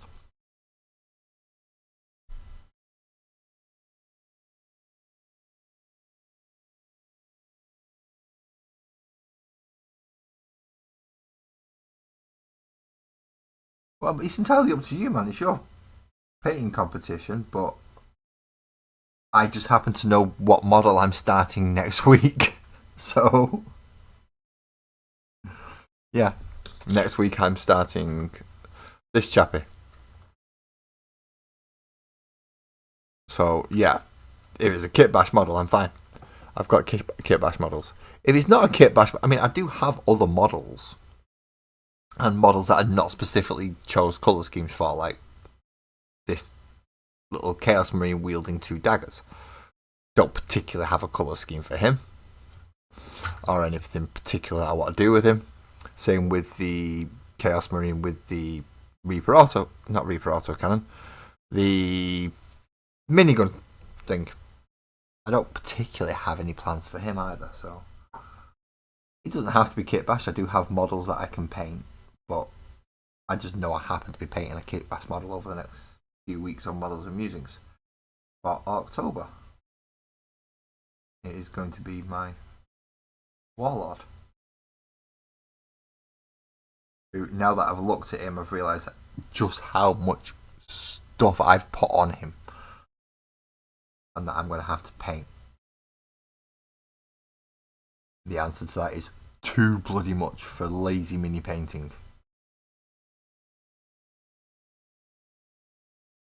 I mean, Chaos is bad enough for trim. Chaos alone is bad enough for trim.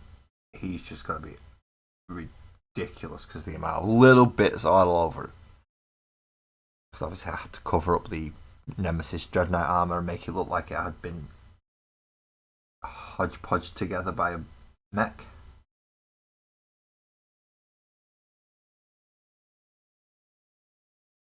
Which is a whole different ballgame to just putting a model together. I'm trying to put it together like a creature that you can't comprehend. Yeah, it becomes a bit more difficult endeavour. We're trying to think like a big mech. Or just a mech in general. It's not easy.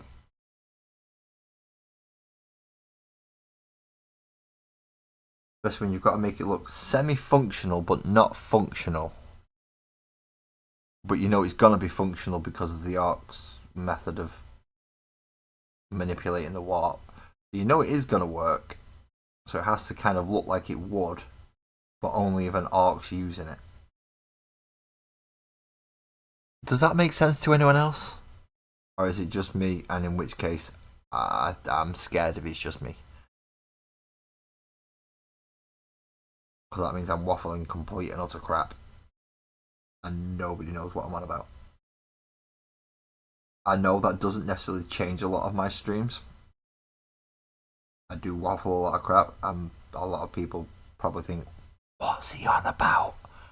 He's chatting again.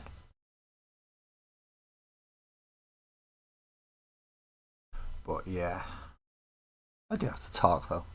It'd be very boring if I was just sat here doing nothing at all. Except for painting, not even explaining to you the fact that I'm doing brass for what army or give you no information whatsoever. It's just not good, is it? Not good.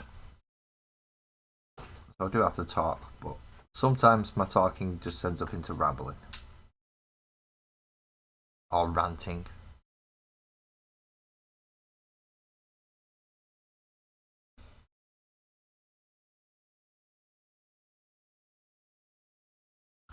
Quite like a nice rant. And a moan. I like moaning as well. And I don't mean that type of moaning, I mean the British type of complaining moaning. And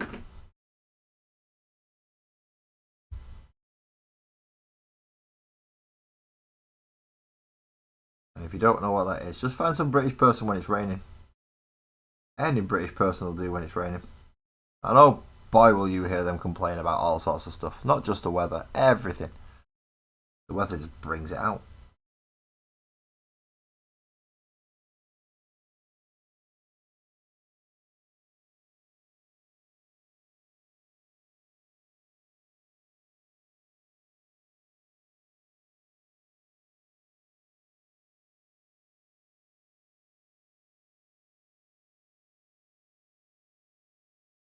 Really awkward bits to get on here.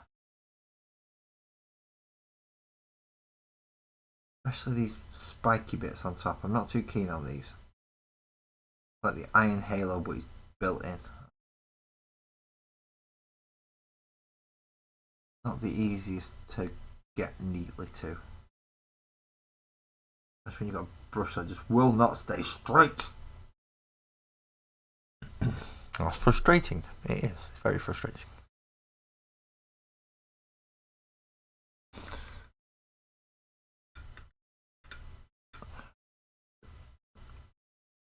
So I'm going to have to find out. I'm going to have to go look in Discord in a minute, aren't I? Find out what's going on. How many people are going to complain about my suggestion? I've gone, we can't kit bash or modify. Although looking at Graham's Discord, there's a lot of people who can kit bash and modify, so he should be alright. And obviously, any of you that have also joined as well, feel free to enter. It's a free competition. More bragging rights than anything else for a couple of months, but you do end up getting a voucher for the store as well, though, so you do get something for it, but there's no like entry fees or anything like that. It is a fun competition.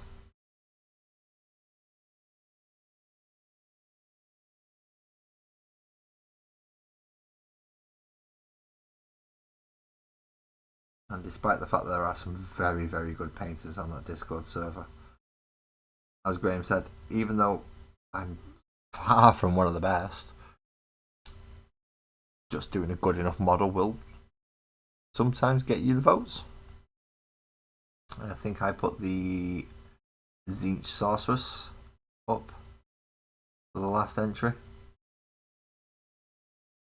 because it was pinky purpley colours, I think was the last brief for the competition. Obviously I had the nice pink Zinch Sorceress, so I entered her into the competition and she got second, or joint second, but still second. As Graham said, it was close. There was only one vote in it, which is really annoying because I voted for the winner because I can't vote for myself, and the winner won by one vote.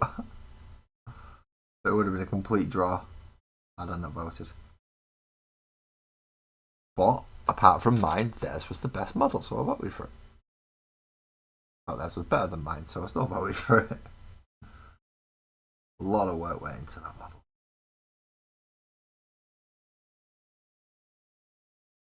And you could tell.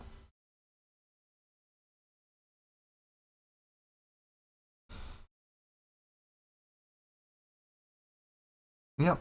I mean, there's a lot of things that can contribute to it. If you, as I said, if you get the colours right and you get on the right type of model, and somebody could have spent 200 hours on theirs and you spent 40 minutes on yours, but you've got the colours right and you've got the shades right and you've done it properly, even though it's only took you 40 minutes.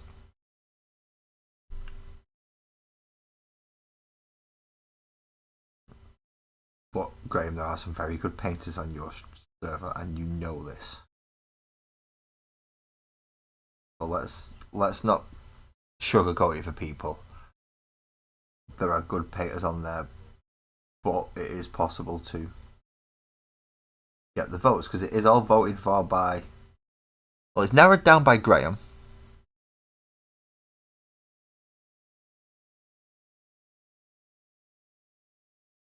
Yeah, right person won. No, Graham normally narrows it down to about 3. So if there is a lot in there, he'll narrow it down to 3, and then those 3 get to pick. Well, everyone else gets to pick between those 3 which one they think is the best. And as Graham said, he gets the deciding vote, and yeah, rightly so. The right person won this time. Because very good job, very good job. I'm just having a quick nip into Discord for a moment because I believe things have been going off on my server, such as saying hello to Hal and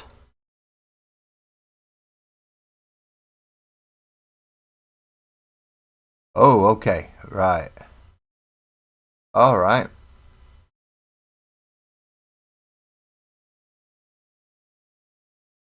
Fair enough. We can go from there.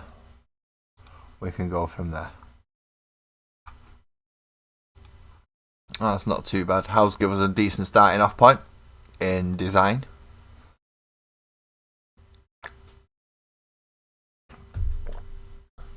Enough there to show us what the intent is, and enough there for us to work from. And as they're hoping, hopefully improve upon.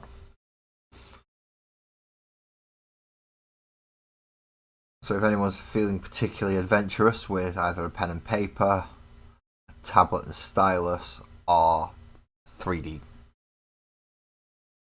creating software, fair few things for you to crack on with if you want to have a look.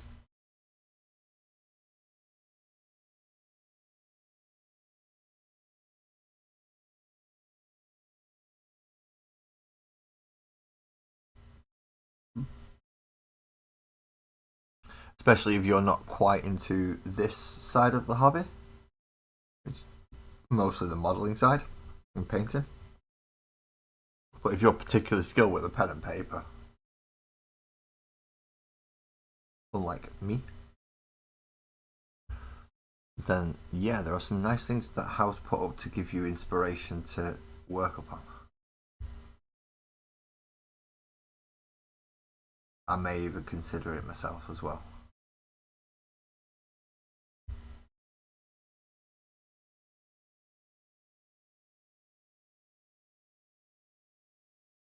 Of course, a few small caveats. If you are putting work up for somebody else to use, please make sure you're either being compensated or at least mentioned as the artist.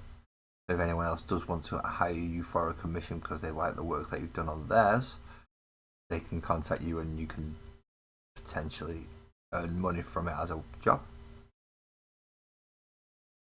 If you're skilled, you should always get paid for it. If you've got a skill, you should always get paid for it.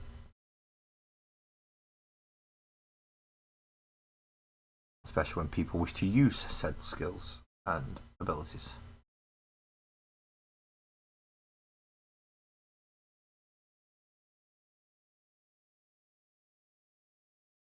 A lot of brass still to do, and then we've got a fair chunk of ivories and browns. A fair chunk of ivories and browns for the crotch cloths and things, and chain mails, and lots of different bits.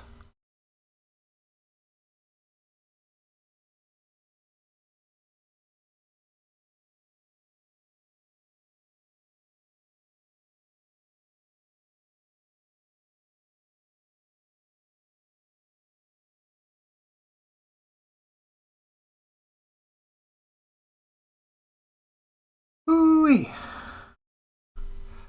He's a big old boy, is this one, isn't he? He is a big old boy. I mean, not as big as some models that I've had and painted, but considering he's just a big infantry, he's a big boy. And granted, he's supposed to be the equivalent of Lazarus. Lazarus stands like yay big compared to him, like 3 times the size of him. And he's supposed to be some kind of equivalent to it. Or at least to a Redemptor Dreadnought, or it's the Chaos equivalent there. Let's face it, there is a huge difference on the tabletop between what this looks like and what a Redemptor Dreadnought looks like, or a Brutalis Dreadnought. Just so different, so different. But this is Firstborn style Dreadnought chassis, not Rubicon Primaris Dreadnought chassis, which burns through the Space Marine that's inside way too quick. Or way quicker than this sarcophagus will anyway. Although this sarcophagus doesn't actually burn through the Space Marine, he's now been blessed by, well, this one's Khan. So he'll probably live for a very long time in this raging sarcophagus.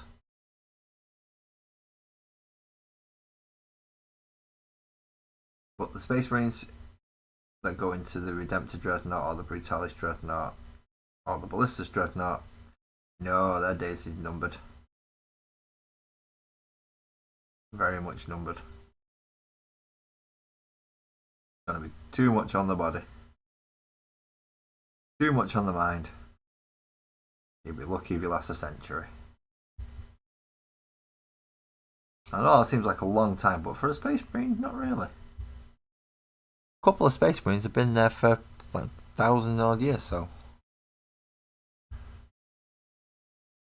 not exactly the longest time. And to be burnt out that quickly, you've got dreadnoughts that have lasted, well, the very particular one for the Space Wolves was around when the Emperor was walking, so that's 10,000 years. And he's still cracking about as he's Bjorn. Is it Bjorn the Fell-Handed? Yeah, I think he's Bjorn the Fell-Handed. I would need a more lore accurate Space Wolf collector to make sure I get that one right. I know they've got Murderfang as well, which is just a dreadnought with 2 giant lightning claws, which in itself sounds cool, but he's not the 10,000-year-old one.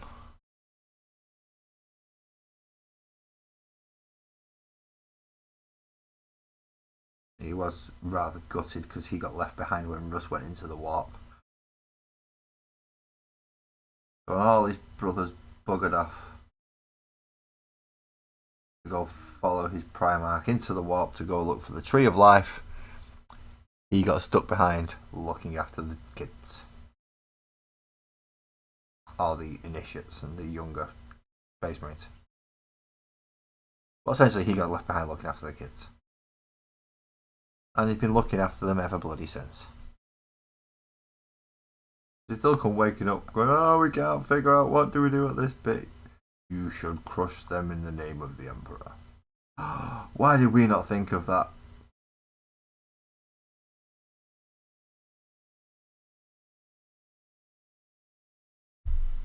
What it boils down to pretty much every Loyalist Space Marines chapter is crush them in the name of the Emperor. All the Chaos factions are kill and destroy in the name of the Chaos Gods. And every little Xenos faction has their own little motives and ideas of why they're doing stuff. Eldar are going extinct. They don't want to go extinct. They are going kicking and screaming all the way. Orcs just want to fight. Orcs are the football hooligans. They're happy as long as they've got something to stick a chopper in. Not like that. Don't laugh, you filthy mind.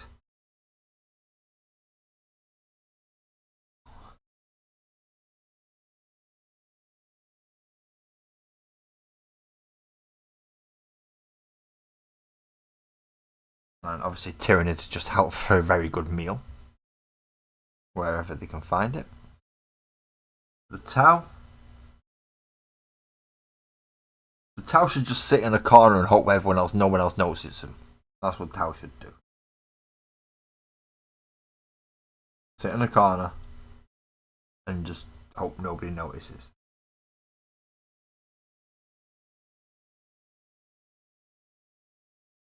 Because if anyone does, they're just going to go off and get wiped out, let's face it.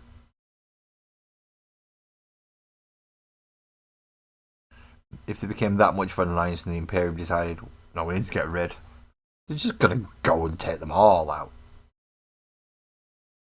3 chapters of Space Marines, 2 armadas of Imperial soldiers. 2 full flotillas of battle barges and frigates, and yeah, they'll just walk and go shoot and blow the way through the entire 5th, 4th, 3rd, 2nd and 1st sphere expansions before they finally get to the Tau homeworld and go pop from orbit, because they're just not gonna waste any more time from there. And I know these people can, but the Tau are so technologically advanced, and the Tau can do this, and the Tau can do that, and the Tau can not throw anywhere near the numbers that the Imperium can at them. And it doesn't matter how technologically advanced they are, if you can only shoot 6 shots and there's 20 guys running at you, that means that you've missed 14 of them and they've got to you. And Tau don't like close combat unless you're Farsight, and he's using a bloody cursed blade anyway to steal the life of anything that he happens to defeat in close combat with that sword. So he's a bit of an anomaly. But a couple of decent precision shots from bolt snipers and Farsight's gone. So that's not a worry. It's like, we got Aeon Var and Shadow Sun, and yeah, we got Aeon Var. You got Aeon Var and Shadow Sun. Aeon Var just makes everybody else angry when he's not there. You just leave him until you've taken everything else out. And Shadow Sun, as soon as she pops her head out, you pop it. She may be in a stealth suit, but if she wants to do anything shooty wise, she's gonna have to pop her head out. And when she pops her head out, you shoot her. Or if not, you go hunt her down through the ruins and then do it. Not impossible to get rid of Shadow Sun. And then from there it's just the Riptides and the Storm Surges, but well, that's what you got your Dreadnoughts for, and your Terminators. You drop your Terminators right down next to the damn thing, it's gonna have to target them. It's not gonna have a choice no matter. With them having a 4+ invul, and if you drop a couple of units down, then you can't take them all out. So somebody's getting a charge next turn, or even this turn. And then nice big monster robot thing locks in close combat.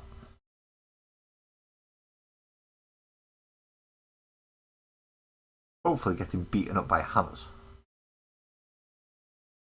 Or giant robot power fists. One of the two. I'd prefer it to be hammers though, because it means I can teleport them in closer. Because he can probably take out the big dreadnoughts quite easily. It's just the infantry you can't take out, because a single D6 shot will take 6 wounds off a dreadnought, but it'll only pop 1 Terminator.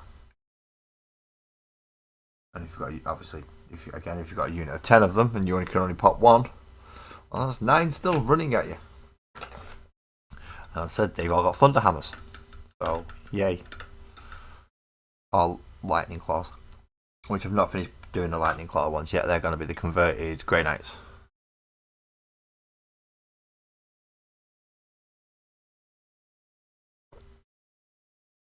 And they're going to be equipped with falchions as opposed to actual lightning claws. But just close enough. Ah,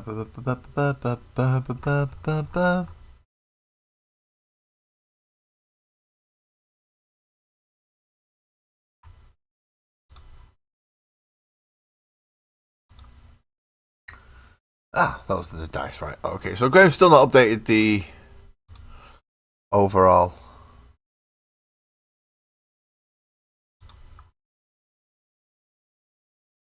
competition, but he has updated his dice on there. Joe! Your ears must have been burning, dude. Your ears must have been burning. Can you clarify something for me? You are working on a game at the moment, aren't you? And I've not just told somebody the completely wrong person.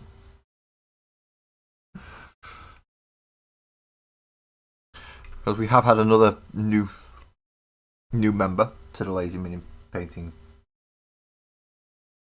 pot rack, I'm going to call it.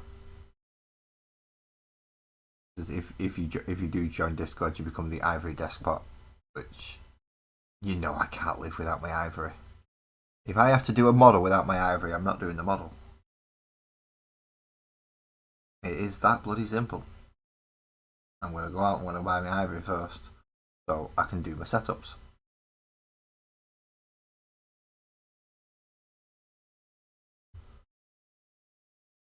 Ah, so you are the right. Okay, it's just that somebody was asking, do any of us know how to do design or make characters or things? And it's like, well, some of us can kind of draw, but if you're wanting 3D stuff,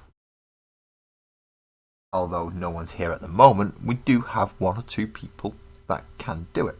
And of course, you sprang to mind first thing, because you're doing it yourself for your ships. Now, if you do look in the work in progress and you find the pictures from how, um, they are not overly complex and detailed, but they give you enough to go off to go, right, I can see where they're trying to go, so let's, if we can help, we can push it in that direction. No worries, Graham. You have a good night, mate. Oh.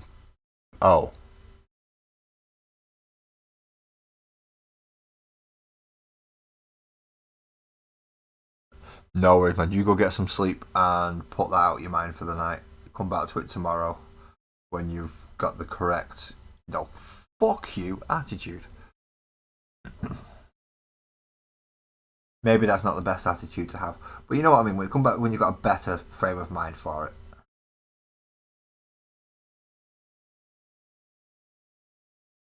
And not be sat here at 25 to 12 at night going, no, I'm not, no, too tired, not enough caffeine, go away. Makes sense. So good night, mate. You have a good one.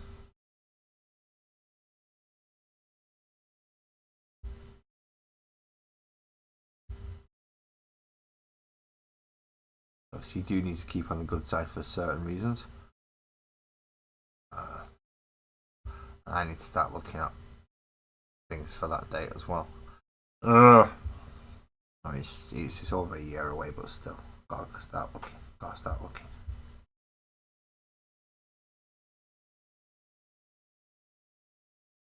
For anyone else out there thinking that they've got no chance and they've been looking for someone for ages and they can't find anyone, just bear this in mind.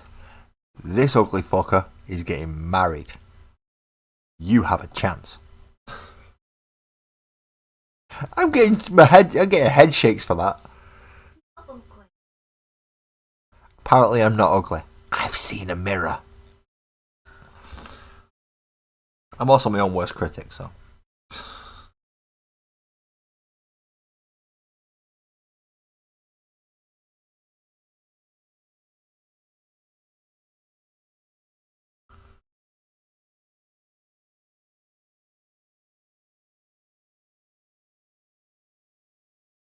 And she has to say I'm not ugly anyway. She's the one marrying me.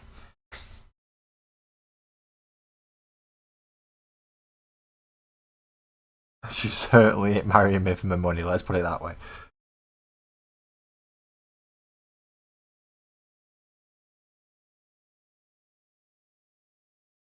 I've either got the greatest sense of humour in the world, or she sees something that I don't. I think I have a good sense of humour. I know I get a lot of head shakes a lot, but still, I think I've got a good sense of humour.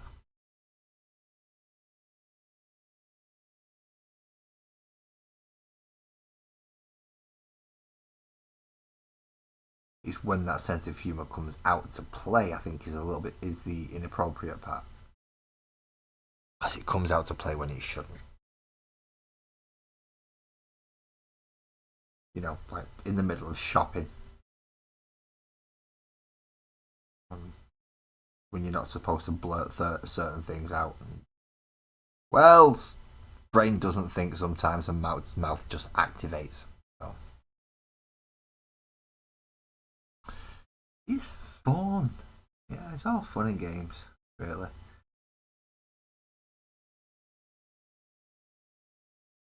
It is.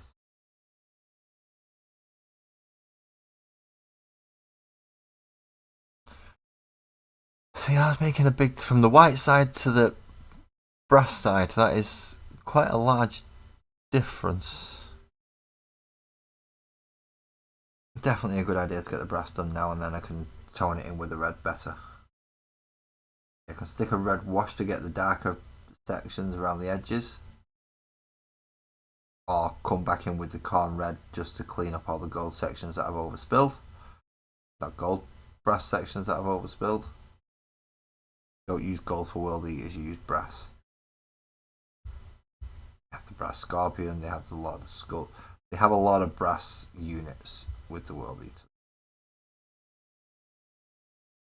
Brass Scorpion is a Forge World model though, that isn't in the standard codex. So be careful with that one. Fantastic model, just not a standard unit, which I'm a little bit ashamed about. They don't even get access to the Helldrake properly. They could have at least given the Brass Scorpion. Still get a lot of skulls, which is essentially a Baneblade with a giant humanoid torso on it. So not only can it shoot you with a giant cannon, it can hit you with a big axe.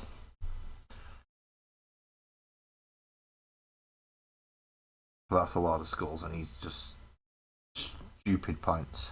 It's like half an army or a full army on his own, depending what points value he's playing at. I know he's damn near 1,000 points. Or at least he was last time I looked. I'd have to go and have a look again. But no, I'm not converting my Baneblade, in case anyone's thinking, are you going to convert your Baneblade then? No. My Baneblade, blah, blah, blah, blah. My big Baneblade can stay with the Imperial Guard army because they need something to fend off Primarchs and Stompers and giant orcs and things, and just deal mass damage to Space Marines. Pretty much the only big gun they've got. They may have got 7 Lehman Russes, but it's their main big gun for the Imperial Guard army is the Baneblade. A lot of points to stick into for one model, but that one model can do a lot, especially if it focuses fire on something like a Redemptor or a Brutalis Dreadnought or the Stomp. It can take the Stomper off the board in one turn of shooting. So it can pretty much pick its unit, and if it rolls right, it's gone.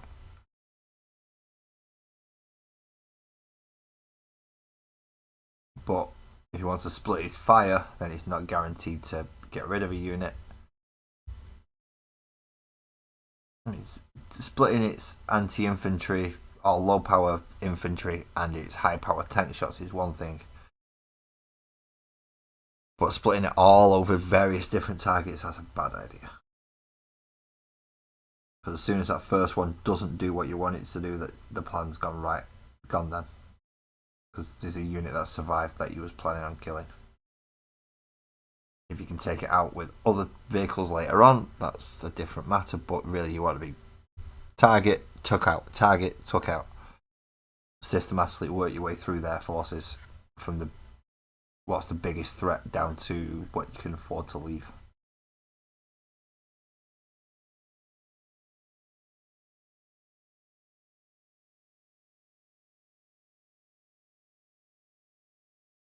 And obviously the biggest threat in most of my armies is the biggest unit. Except for the Space Marines. Well, that's because I'm very, very heavily infantry driven on Space Marines. Ridiculously infantry driven. I don't think there's many that I can't field at least one unit of. Not many. I mean, I can't do Centurion Devastators and Assault Centurions at the same time because I built mine as Centurion Devastators. But you can put Centurion armor on the battlefield. Same as you can put damn near 40 Terminators out there. Well over 200 Mark 10 armors. How many is it? 9 of them, 6 of them, 5 of them. So there's a fair few Gravis armor as well. And then what is essentially the Vanguard set for the Space Marines. What was the old Combat Patrol, but Now they took the Impulsor out of it, and the Lieutenant out of it, and the Librarian in Phobos armor out of it. It's not as good value. But I managed to get it just before it went out of print. So I got the Librarian and the Lieutenant. And I also got the Impulsor. No, it's the Impulsor, not the Repulsor. So it's the little one. So I now have one of them proper, and I have one of them proxied. So I can fill 2 Impulsors and a Repulsor, and a Land Raider, and Storm Raven. I said I didn't have many vehicles, didn't I? Well, I do have a few, but when it comes to counting my vehicles compared to and pairing them up with associated infantry, yeah, I don't have enough.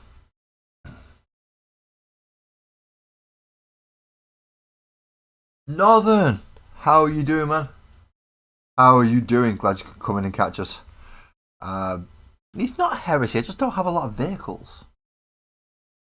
I mean, I've got one of each of the, well, I've got the Redemptor and a Ballistus, which are the actual models. And Lavarus, which is my proxy Brutalis, which is just way too big. But Rule of Cool wins out on that one, and it looks cool as hell, and nobody's going to argue with this is a big dreadnought that comes running at you with 2 melee claws. Like, nope, I can see them big claws, and I can see it's big dreadnought. So I do have vehicles. It's not that I don't have vehicles, just I don't have many. And yes, it is Heresy tonight while we're painting World Eaters. But next week it's Orks for about 4 or 5 weeks until we get out of October. And then as we head into November, I'm not sure what I should continue doing. But I have a lot of Space Marines to go back and redo, touch up, kit bash.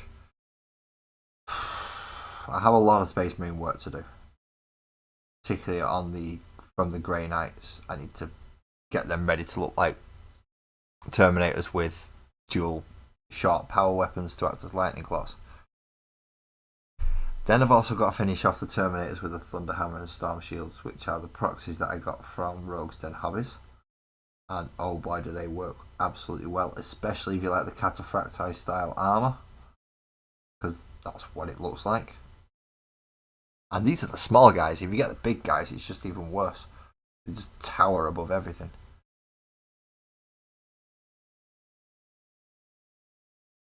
Oh yeah, Daka. Well, I say Daka. He does have a gun that's mounted on his shoulder with a targeting squig and a Gretchen shooting it, even though it will shoot off the Ork ballistic skill. Those 3 Gretchen count as Makari.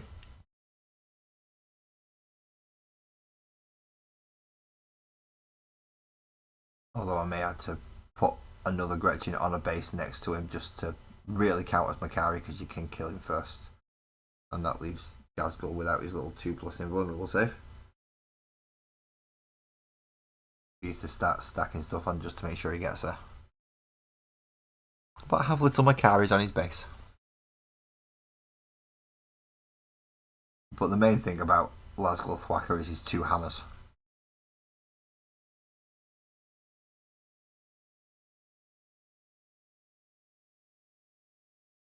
Just to warrant him being an absolute beast in close combat. Because he is supposed to be an absolute beast in close combat. He's an Ork. Not only is an Ork, he's an Ork who's looted Nemesis Dreadnought armor.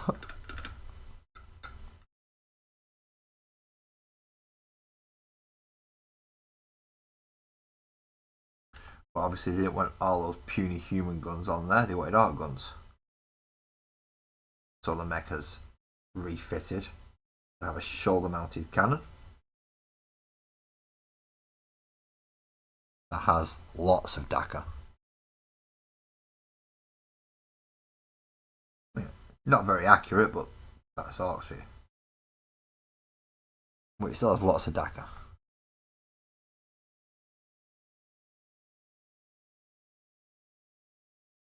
And once I've done this brass, I might have a quick look at him to start deciding what colours I want to do. Because I still can't decide if I want to do blue, red, or yellow as my main army theme. Yellow would kind of make sense to go for Bad Moons or to go for something like Freebooters. But go for the richer ones because they're the ones who are going to have a chance to get Nemesis Dread Knight armor and have enough teeth to buy it and do it up without having to go Goths and rely on the, well, I'm part of Gaz's army and do that.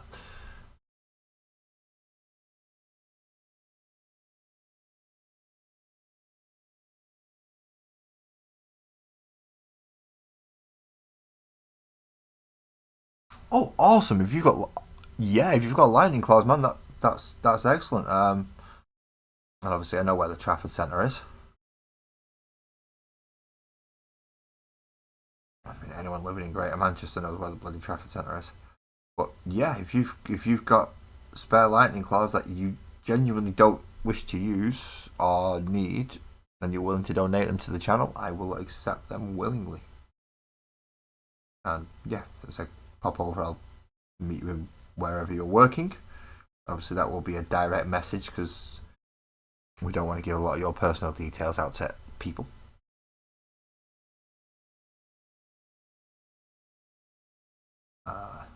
Obviously, you know what I look like, so you'll be able to say, Lars, over here, and then I'll know where I'm going. And then your boss is probably going to wonder, who the fuck are you shouting? It's like, no, it's alright, it'll only be 5 minutes. And then you don't get shouted at, which we'd like to avoid. No miscommunications with the bosses, please. Yeah, trying to get lightning claws for Grey Knights, not the easiest. Which is why we're going to use the falchions. Just because they're shorter than standard power weapons. And it'll look closer to what I'm trying to accomplish, obviously making assault terminators with lightning claws. Now I think it's 15 standard terminators, 2 with assault cannons, and then a hell of a lot more without. I don't have any with cyclone missile launchers, which is a shame. But if I can find something small enough that looks like a missile launcher style thing, I will be popping it onto the shoulders of one, especially one of the smaller ones. So I do have that to look forward to. I just got to find the right piece to go on them.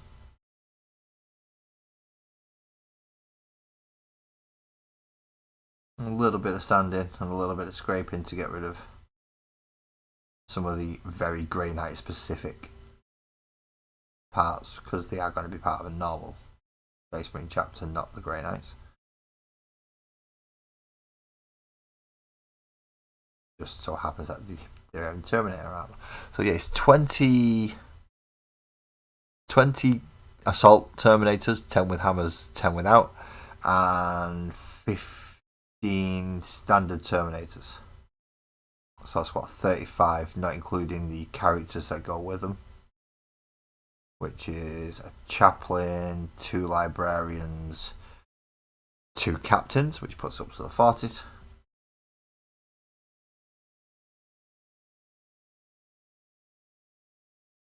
So chaplain will go with the Thunderhammers. A librarian, the 2 librarians go with the assault cannon standard ones to give them sustained hits. And then 1 captain goes with the lightning claws, and 1 captain goes with the other standard Terminator unit.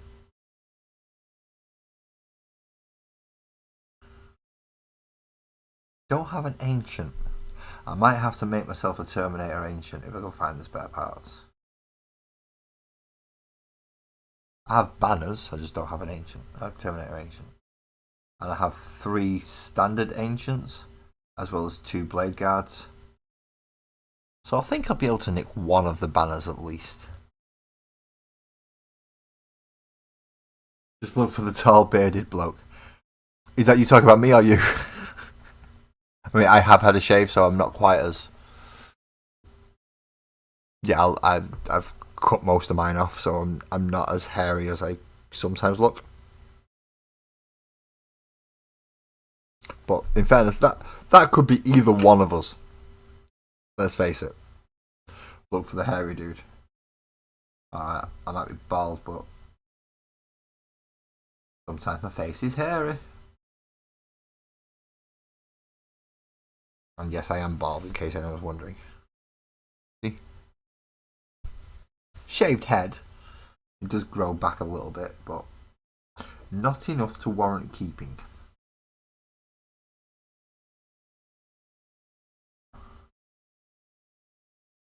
Ah, Becky Thump, Becky Thump, Becky Thump.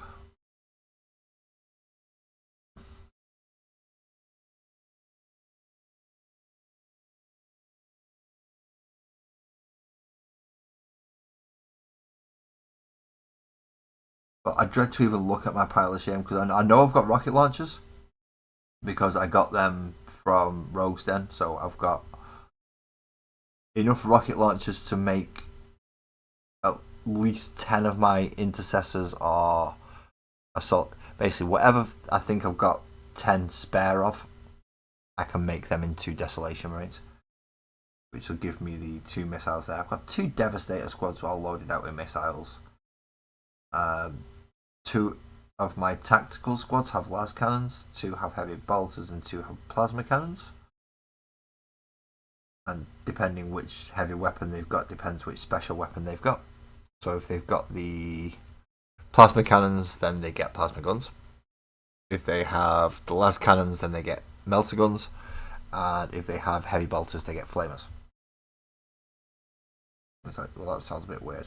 I know, but that's how I lay them. That's the layout I have for my tactical squads. But I have quite a few range stuff. What I'm missing is a lot of the close combat.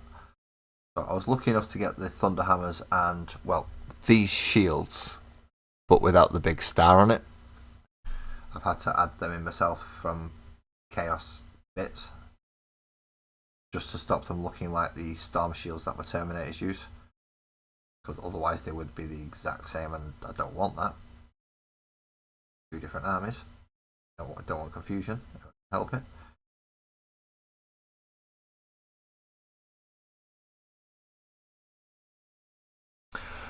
Well, that makes his shield stand out a lot more. I do need to paint that them shoulder pads in red though.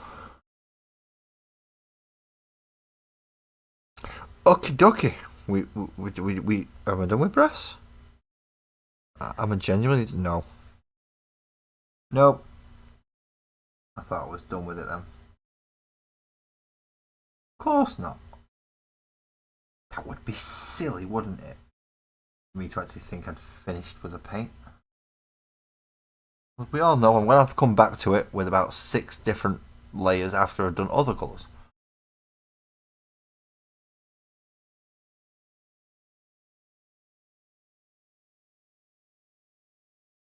So you did the heavy plasma cannon just to try and get that source light in, and then thought, nah, I've sod that. Nope. More hassle than it is worth. No thank you.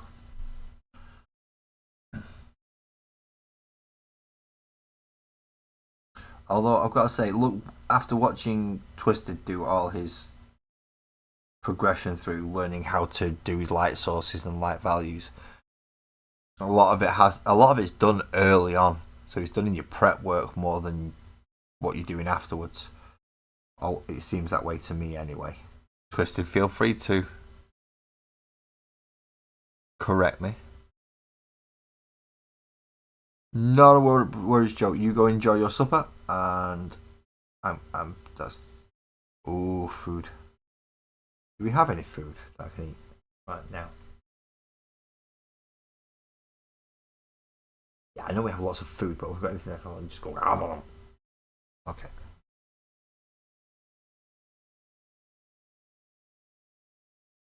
And I was feeling peckish while I was making my cup of tea and I went for the break. I was like, oh, I don't know what to get, I don't know what to get. There's nothing quick enough. And I don't want to sit there eating a bowl of cereal because then I look like a delinquent. I'm not saying I'm not a delinquent, I just don't want to advertise it. Hockey diddles. Hockey diddles.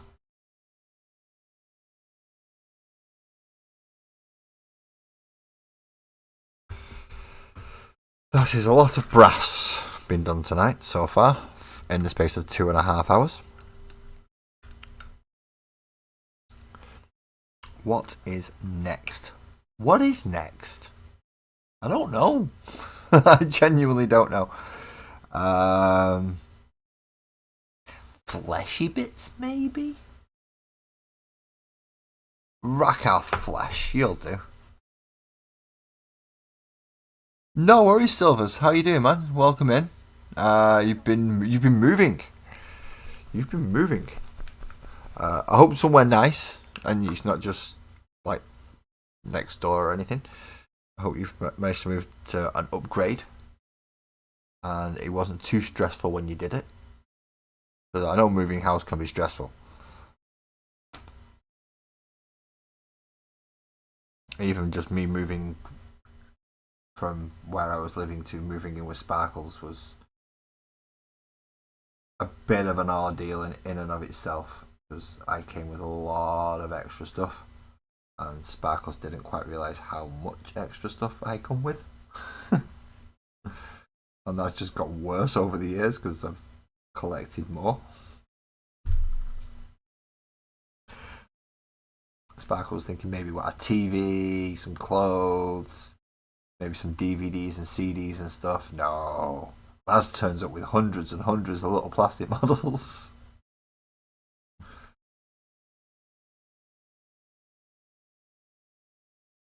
And as I said, over the years, as we've been together, my collection has pretty much tripled. It has tripled. Not just doubled, it's tripled.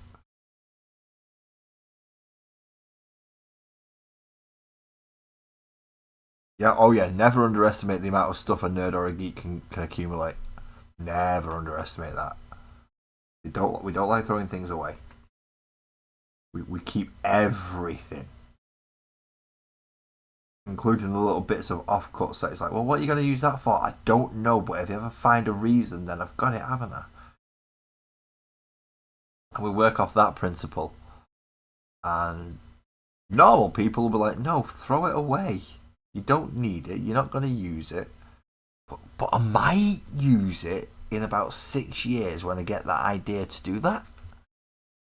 We've just had that idea now. Yeah, but I'm working on all these at the minute, so I can't do that right now.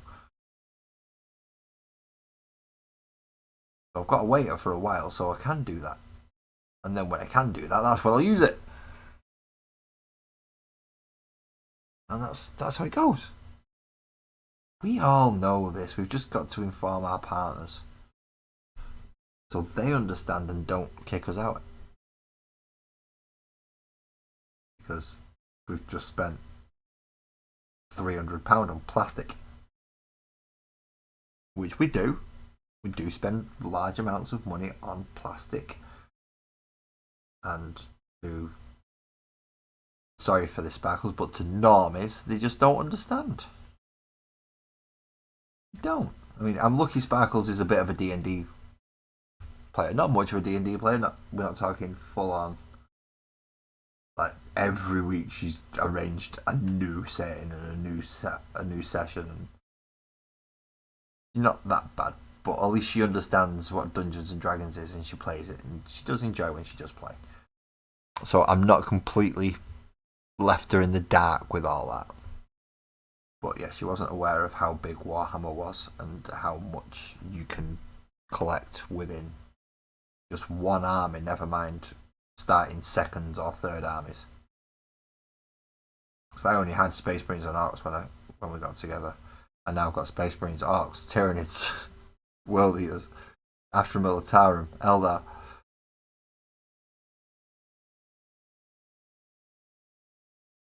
As I said, I've gone up considerably in what I have for my collection.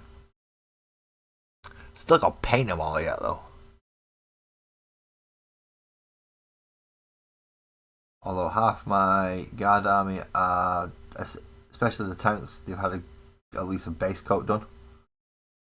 So they don't need too much work, but there's a lot of infantry that do. Now I have Cadian speed paint, so that should help a little bit there. But that also might be going through the airbrush just to clean up the tan coloured Lehman Russes, just so I can get the green stripe on them. Ah, the joys of painting and modelling.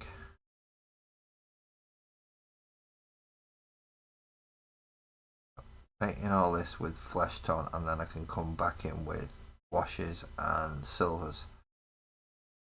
Not silvers scratch build productions, but with different shades of silver. Can't remember that when you're in there, certain words don't always go through the correct meaning, especially when I have people in the chat who I use that as their name as well. So silvers and silvers, yeah.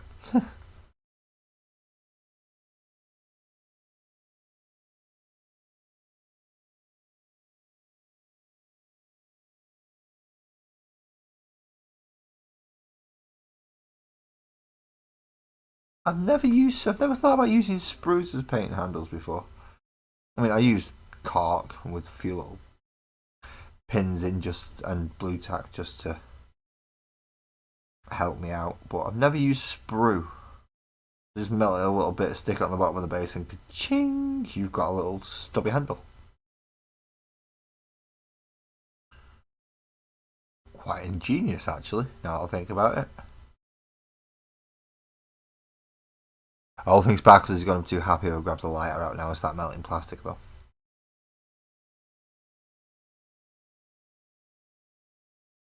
Doesn't like the smell of the burning plastic, she doesn't like the smell of the burning glue either.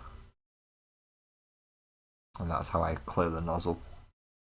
I'll just burn my way through it. So we have lots of flesh tones done. Nobody else really has flesh tones, do they? No.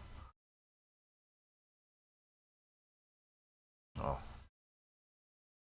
What about these two little eyes here? I'm calling them eyes even though they look like something else. I'm not going down that road. I'm going to be a good person and not call them what they look like.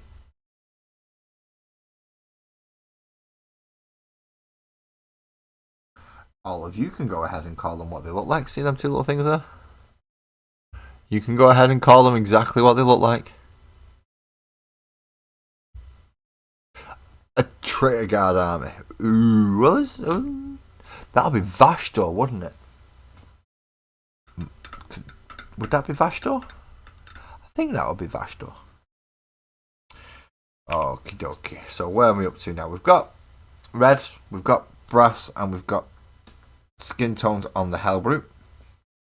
Almost.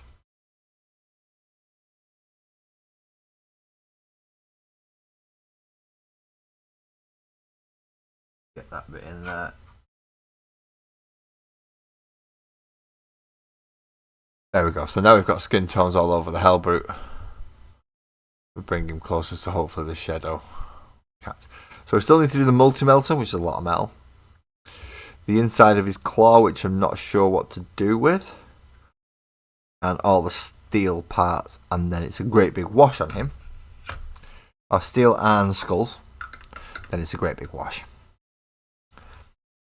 On the Terminators, sorry. There's obviously his weapon, which will be done in the same way as Angry Ron, which will be the green with the purple wash.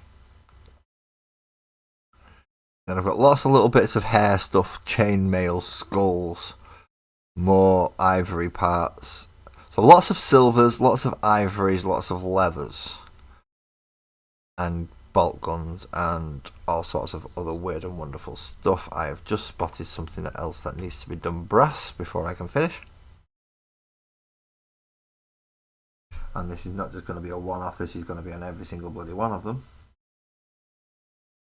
Which is the quarter circle chaos symbol on the gun.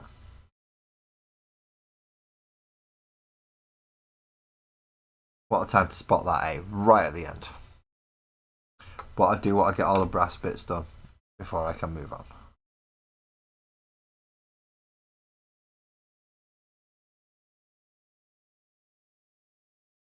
Brassy brass brass brass brass brass brass brassier brassier brassier is so good.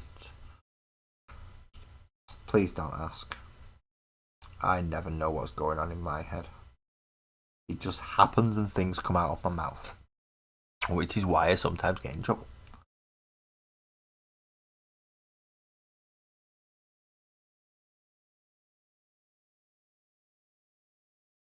Not a problem, man. You have a good night, Northern, and good luck in work tomorrow.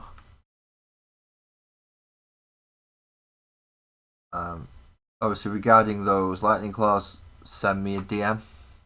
Discord, probably the easiest method, and we shall arrange something regarding that. Also, Twisted, once you've used those Terminator Apothecary bits, you won't mind giving me a bit of an update, because I am curious as to how they're going to be working out as well. We do share bits across each other in this community, and distance doesn't always stop us. Those apothecary bits went over to America.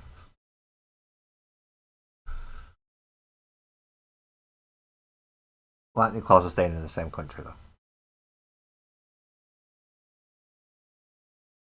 Well, at most it's going to be what, £4 for me to go get it posted in packaging wise, because that's basically the bus fare and how much it costs. £2 to get there, £2 to get back. And that's because you can get on quite a few buses for £2 in a row in Manchester. So my plan for this evening, again, thank you for everyone who's come to join me, but my plan for this evening has been complete, which is getting all the brass done ready for more smaller fiddly touches come November. But at least if I was to put these on the table, you could tell they were all part of the same force, and that is what I wanted to have at the end of it.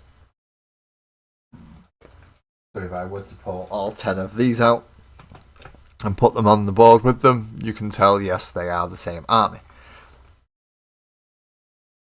Which is good.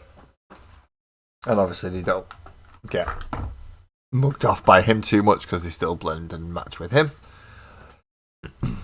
But as this is the end of tonight's stream, I will show you what I'll be doing next week. Well, we're starting next week. We're starting painting anyway. We've already built him. We've already built him. We just need to paint him. Now, whether or not he's going to be Death Skulls, Evil Suns, Bad Moons, or what, I'm not 100% sure on yet. Thank you very much, Twisted. But yes, Lasgull Thwacker with his 1, 2, 3 Makaris and his targeting squid with his big Daka gun there and his 2 whopping great big hammers. I do need to glue this on though. I do need to glue the art glyph over the Terror sign there. You can keep the Aegis, but I'm getting rid of the Terror. So we'll be having an art glyph over his knee instead. That should be fun. So I'll glue that on, and here's what I'm painting next week on the models and musings for ORKtober. Thursday's obviously Magical World of Sparkles and Oak, as always, and Wednesdays, providing I get the magazine, is Combat Patrol. So I'm looking forward to Combat Patrol on Wednesday because I get to finish the Votan bikes. And then Thursday I'm finishing off the Fox Ranger.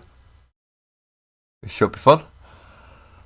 Especially if I can brighten it up a little bit more like I want it to. Well, until then, thank you again for everybody who's come, anyone who's subscribed, anyone who's joined Discord, or done any of the other little clicky things down below. Thank you, all of you, and just for coming to spend your time with me. Please drive safe, and I'll see you next time.